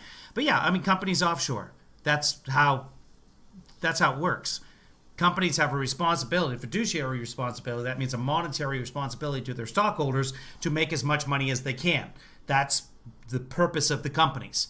And so if the companies can save money by having things built overseas with cheaper labor, that's what they do. That's the GOP right there in a nutshell. That's free enterprise. Not only Dougie, that's funny. The bell is to remind Biden to stay awake. I love that. To recover, but to build the economy back for the future once more. Just compare this energy, though, to Trump's speech today. And I mean, it's night and day. By the way, Trump was looking the entire time into the teleprompter directly in front of him. Biden has two teleprompters to the left and to the right, and you'll see that he's really not referring to them all that much. That's why my Build Back Better agenda, that's what it's all about. It starts right here with you. 5 coughs. In the union halls all across America. Back in July, I made the first plank of my agenda a plan to modernize American manufacturing and technology to ensure that the future is made in America. See, he glances at the teleprompter, goes right back to the middle. By all of you. And coughs in his hand. I'm announcing there it is! Steps to make this plank even stronger. He's not well. Guys, I'm worried about Biden. First, we're going to impose a tax penalty on companies that avoid paying U.S. taxes by offshoring jobs and manufacturing, only to sell those goods back to the American consumer. That is actually a good idea and something Trump said he would do and never did. In fact, he gave billions of dollars in tax breaks to those companies. If your big corporate strategy is to boost your shareholders. Yeah, Biden has never been sitting in his basement. He's been sitting in his living room. He's been sitting on his patio. Like I don't know why Republicans are so afraid of basements. Profits, your CEO's bonuses by moving jobs out. Well, we're going to make sure you not only pay full U.S. taxes on those profits, but we're going to guarantee, we're going to add a 10% offshoring penalty surtax to your bill. No more deductions for writing off expenses for the cost of sending jobs. Oh, you guys can hear Kevin Kitty? Yeah, I can too. Well, actually, you guys can probably hear it better than me. Hold on, let me go see if Kevin Kitty wants to come in. Overseas, which is a big deal. That could be done here at home by qualified American workers. I'm not looking to punish American business, but there's a better way. Make it in Michigan, make it in America, invest in our communities and the workers in places like Warren. That's what this is about. Yeah, come on in. Hi, welcome. UAW workers, steel workers, IBEW workers. You just want to rub against the door? Okay. You're the best craftsmen and women in the world. And you're right here. here. Okay, you do that for a while. If you're ready to make it in America, then just like there are consequences for offshoring, there'll be rewards and incentives for creating good-paying jobs here at home. So I can't close the door. Today, I'm announcing my new American Made in America tax credit. A 10% advanceable tax credit for companies that invest in the United States and America. Yeah, he's been campaigning by television. He's been giving interviews. He went to the DNC, which was in Delaware. He had the big parking lot and Labor Day is kind of the start of the campaign season. But yeah, it's a pandemic. Why is that surprising to anybody? Oh, hey, you're 78 years old. You are kind of vulnerable to this coronavirus thing. You might want to limit your trips. Okay. How is that bad? Workers to help accelerate the recovery under our Build Back Better agenda. You're like 78, which means you're probably going to cough into your hand a whole lot. Let's keep you away from other people. Makes sense to me. So if your company revitalizes a closing facility here in the United States, like the transmission plant That is an excellent point, Benny. The Trump, I almost said foundation. The Trump Foundation's been banned. It's illegal. Trump can't have foundation. I mean, honestly, are we going to elect a guy for the second time who can't manage a charity? Legally is forbidden from managing a 501c. Are we going to do that? How many people do you know that have been told by the government, by law and order, that they're verboten from being in charge of a charity? How low of an individual do you have to be like, yeah, we've seen what you do with charities, and you can't. You're that terrible a human being. That got closed last year. We'll take care of 10% of the investment that company makes to reopen it. If you retool a manufacturing facility to make it more competitive, for example, by shifting to help build a new fleet of clean American... No evidence whatsoever that Biden has ever taken any money from foreign entities. Trump has spent a lifetime of taking money from foreign governments. I mean, that's literally during the 2016 election, he was negotiating, trying to get himself a Trump Tower Moscow. So, I mean, that's on congressional record. Vehicles made by UAW members.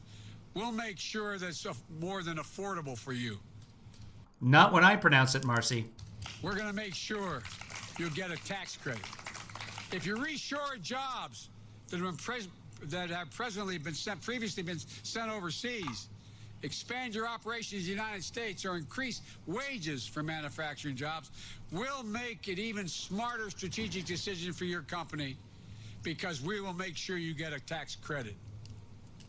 You know, these two steps. Oh, I've been fact-checked by David Mickelson of Snopes here. Thank you, David. The court did not bar either President Trump or his children from running charities in the state of New York. What happened there then? They were told they had to go to training on running a charity. Am I right there? And again, if I get something wrong, I appreciate it if somebody jumps in and lets us know. David, tell me how I got it wrong, please. On top of my plans to close each and every one of the top Trump loopholes that he created in 2017 with his tax cut, to reward companies with big tax breaks for offshoring. That's going to end. If you're going to want to build things here in the United States, because under our administration, the Biden-Harris administration, it's going to deliver on the promise to buy American. It's been the law for almost a century, but we've never lived up to it. It's true. The idea is simple. Today, the U.S. government spends about $600 billion of taxpayers' money exactly, on federal Dennis. contracts annually. You got it. And that money should go to... Okay, they had to exalt. This is from David Mickelson with Snopes. They had to dissolve the existing charity and go to an interactive board training session pertaining to charitable organizations. Okay, so are we going to elect a president for the second time who had to dissolve his existing charity? And I think that Trump didn't have to go to the interactive board training session pertaining to charitable organizations, did he? Are we going to do that? Support American jobs and American businesses. But President Trump has only ever treated it like it was a weak suggestion. Agencies of the federal government can waive the requirements with explanations that Trump doesn't bother to even kick back on. We're going to change that when I'm president. In my first week, I'll sign a series of executive actions to make sure we enforce Buy America and direct the full purchasing power of the federal government to fulfill its promise, starting by closing those waiver loopholes immediately. And I promise you... Hi, I'm Troy McClure. You might remember me from such interactive videos as, hey, take your hand out of the 7-Eleven charity jar. I'll use the full power of the Defense Production Act to enforce I miss Phil Hartman. There are days when it just crushes me. Just crushes me. American and tighten the rules for public infrastructure projects, roads, bridges, canals, airports. Oh yeah. Crack down on companies that... Remember Infrastructure Week? It's 4 years later. What the hell happened with Infrastructure Week? Label products as made in America, even if they're coming from China or elsewhere. You know, we found out that on Trump's watch, a company selling deployment bags to active duty troops being deployed falsely claimed its product was made in America, when in fact it was really made mostly in China. Trump didn't do anything to respond. I'm not going to let that happen on my watch. We're going to have an office at the White House dedicated to making sure everyone is playing by the same made in America rules. And one more thing. When I say we're going to use the purchasing power of the federal government to reinvigorate domestic manufacturing, I mean it. We're going to do that with the American automobile industry as well. That is correct. There was a company that sold to our military a bunch of different products, actually, all labeled made in the USA. They were not made in the USA. They're for active and retired military personnel, sold the products online as made in the USA, inserted American-made tags into their products, and the Federal Trade Commission fined those companies $0 under President Trump. This is from last year, 2019. The United States government owns and maintains an enormous fleet of vehicles. We're going to convert those government vehicles into electric vehicles, made in America, sourced right here in the United States of America, with the government providing the demand and support to retool factories that are suggesting they're struggling to compete. The United States automobile industry will set up expanding the Clinton Foundation from Charity Navigator gets an overall rating score and rating of 89.28. That's actually lower than the last time I looked. It was 92%. Something must have happened. Their financial rating is 84.84%. Those are both good ratings. And their accountability and transparency, this is great. Accountability and transparency from Charity Navigator for the Clinton Foundation, 100%. 100%, Dougie. Look it up. Charity Navigator. Right now, Charity Navigator Clinton Foundation. Go look it up, Dougie. Capacity in the United States, not China, to lead the world in clean energy vehicles. 100% transparency. Look it up. I can't wait to get us behind that all-electric Corvette that goes 210 miles an hour. You think I'm kidding. I mean it. Last year, that converted Corvette set a speed record of 210.2 miles per hour, electric vehicle. So don't tell me we don't still make the best cars right here in the United States of America, and trucks. We're going to make it easy for American consumers to switch to electric vehicles. We're going to build on all the new infrastructure we're going to build on highways. We're going to build a network of 500,000 charging stations across America, providing prevailing wage jobs for the IBEW and other craftsmen all across the country, and by offering rebates and incentives to swap older. So sad that he's falling asleep right now. Is he? That's his head on the podium, right? That's what's happening. Is there someone standing behind him, propping him up? I'm pretty sure. Is he sitting? Fuel-efficient vehicles for new, clean, American-made models, saving hundreds of millions of barrels of oil. And together, this will mean, listen to me now, 1 million new jobs in the American automobile industry. 1 million. It's supply chain as well as associated infrastructure. We can do this. We can do this.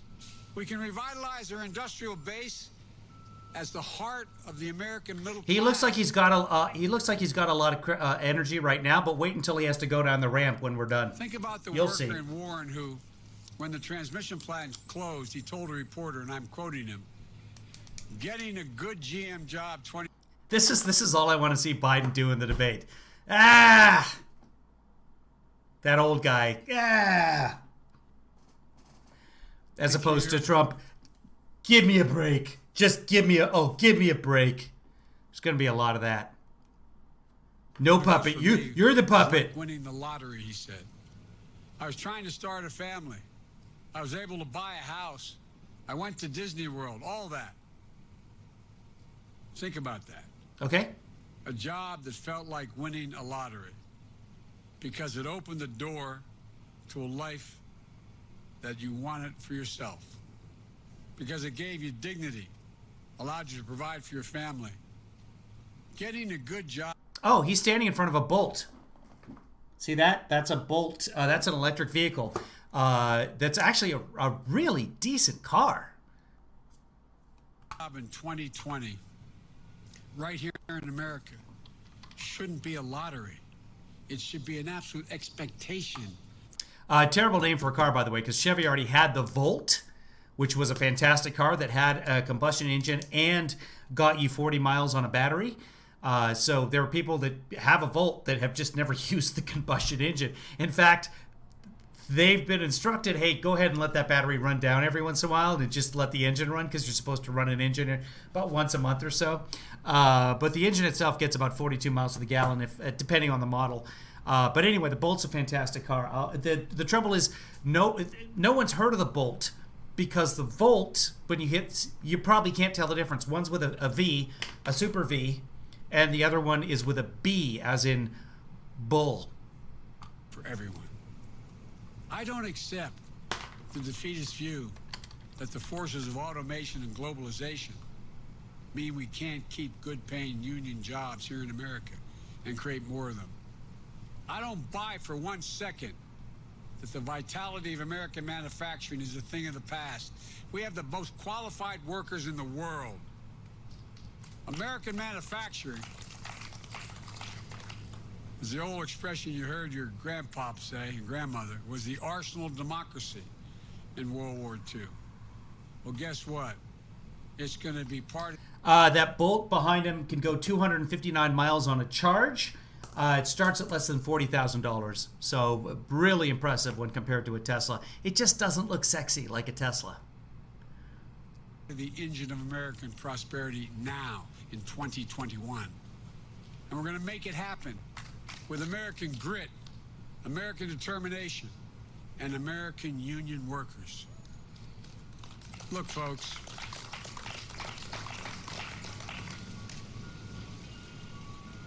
That's my promise to you. That's a brilliant idea. Why, Chuck, why don't they have Usain Bolt advertise the Chevy Bolt? What a perfect idea. Why is that not happening? And keep in mind, you know, when back in the 30s, yeah, they set up when I was 47 law relating to unions. It said that not you could have a union. It said the government should encourage unions to increase but you're going to have the best, most friendly union president in the history of the United States of America when I'm in the White House. I want to thank you all for all you do. Don't give up hope. Don't give up hope. We can come back. We can come back stronger than we were before. I want to thank you all.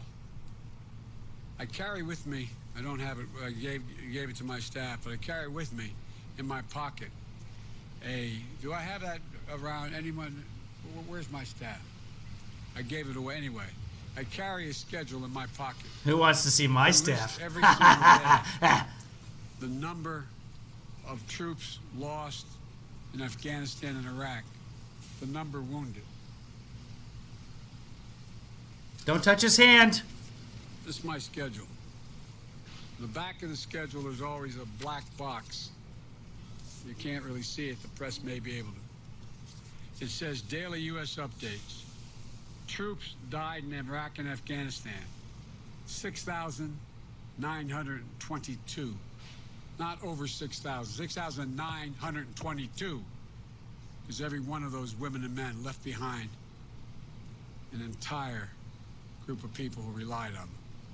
U.S. troops wounded in Iraq and Afghanistan, 53,188. Not over 53,000. U.S. COVID infected military, U.S. COVID infected in America, 344,700. U.S. COVID deaths, 6 million. 189,506. Military COVID infected, 118,984. Military COVID deaths, 6,114. Folks, every one of these lives matter. Every one of these lives left somebody behind, grieving. We can't ever forget them. Ever forget them. So I thank you all. God bless you. And may God protect our troops. Thank you.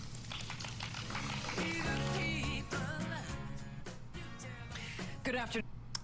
He's got one heck of a mask there. I like it. Goes all the way above the eyes, pulls down. Why is everyone wearing these masks that can barely get above their noses?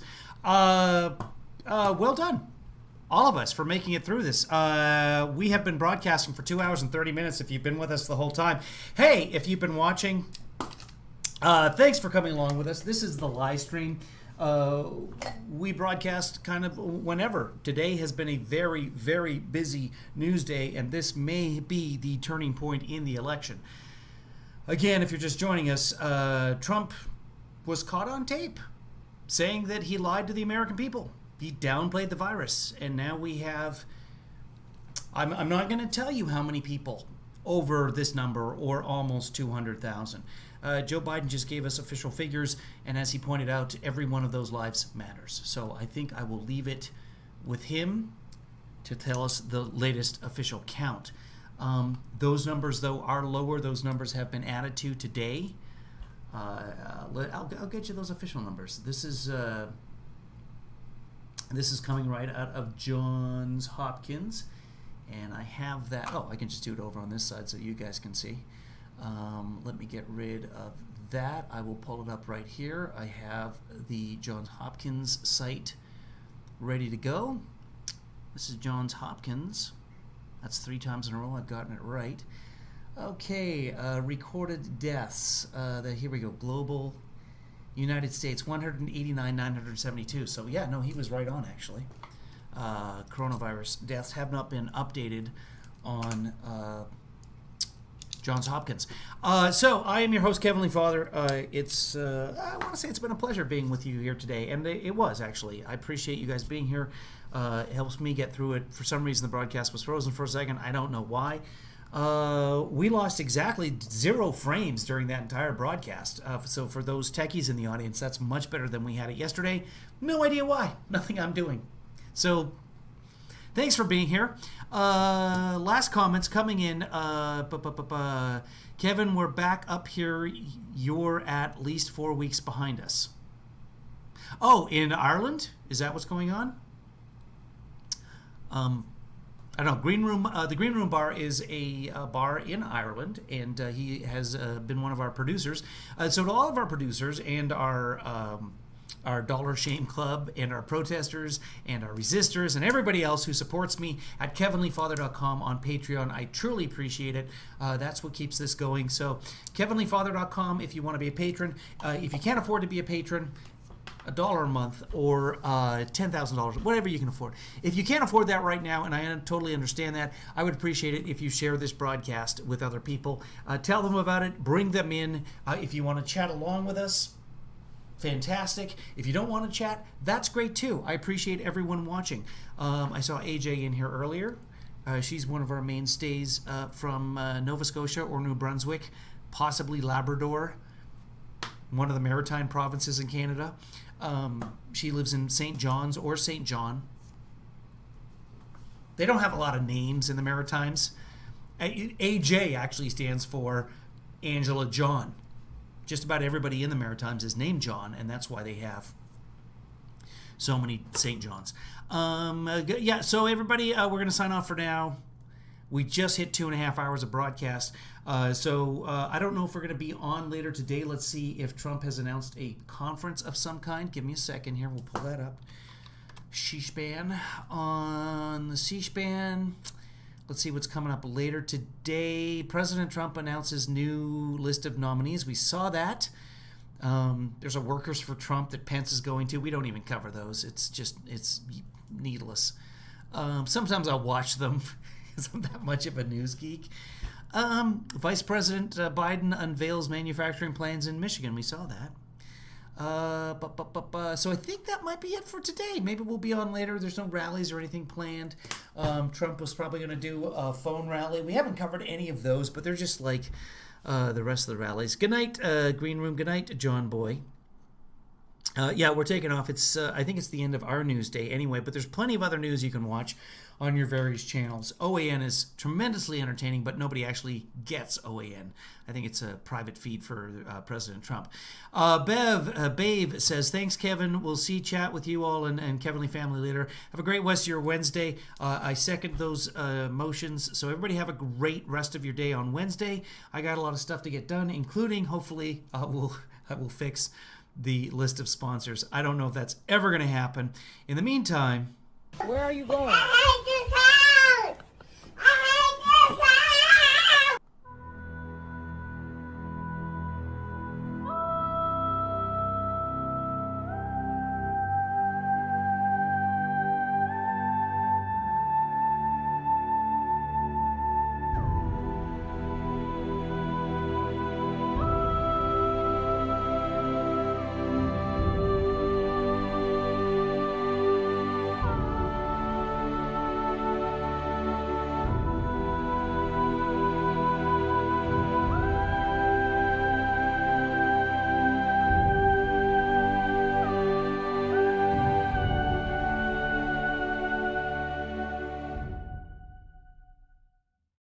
Kevin, is this helpful to Joe Biden? Wait, what?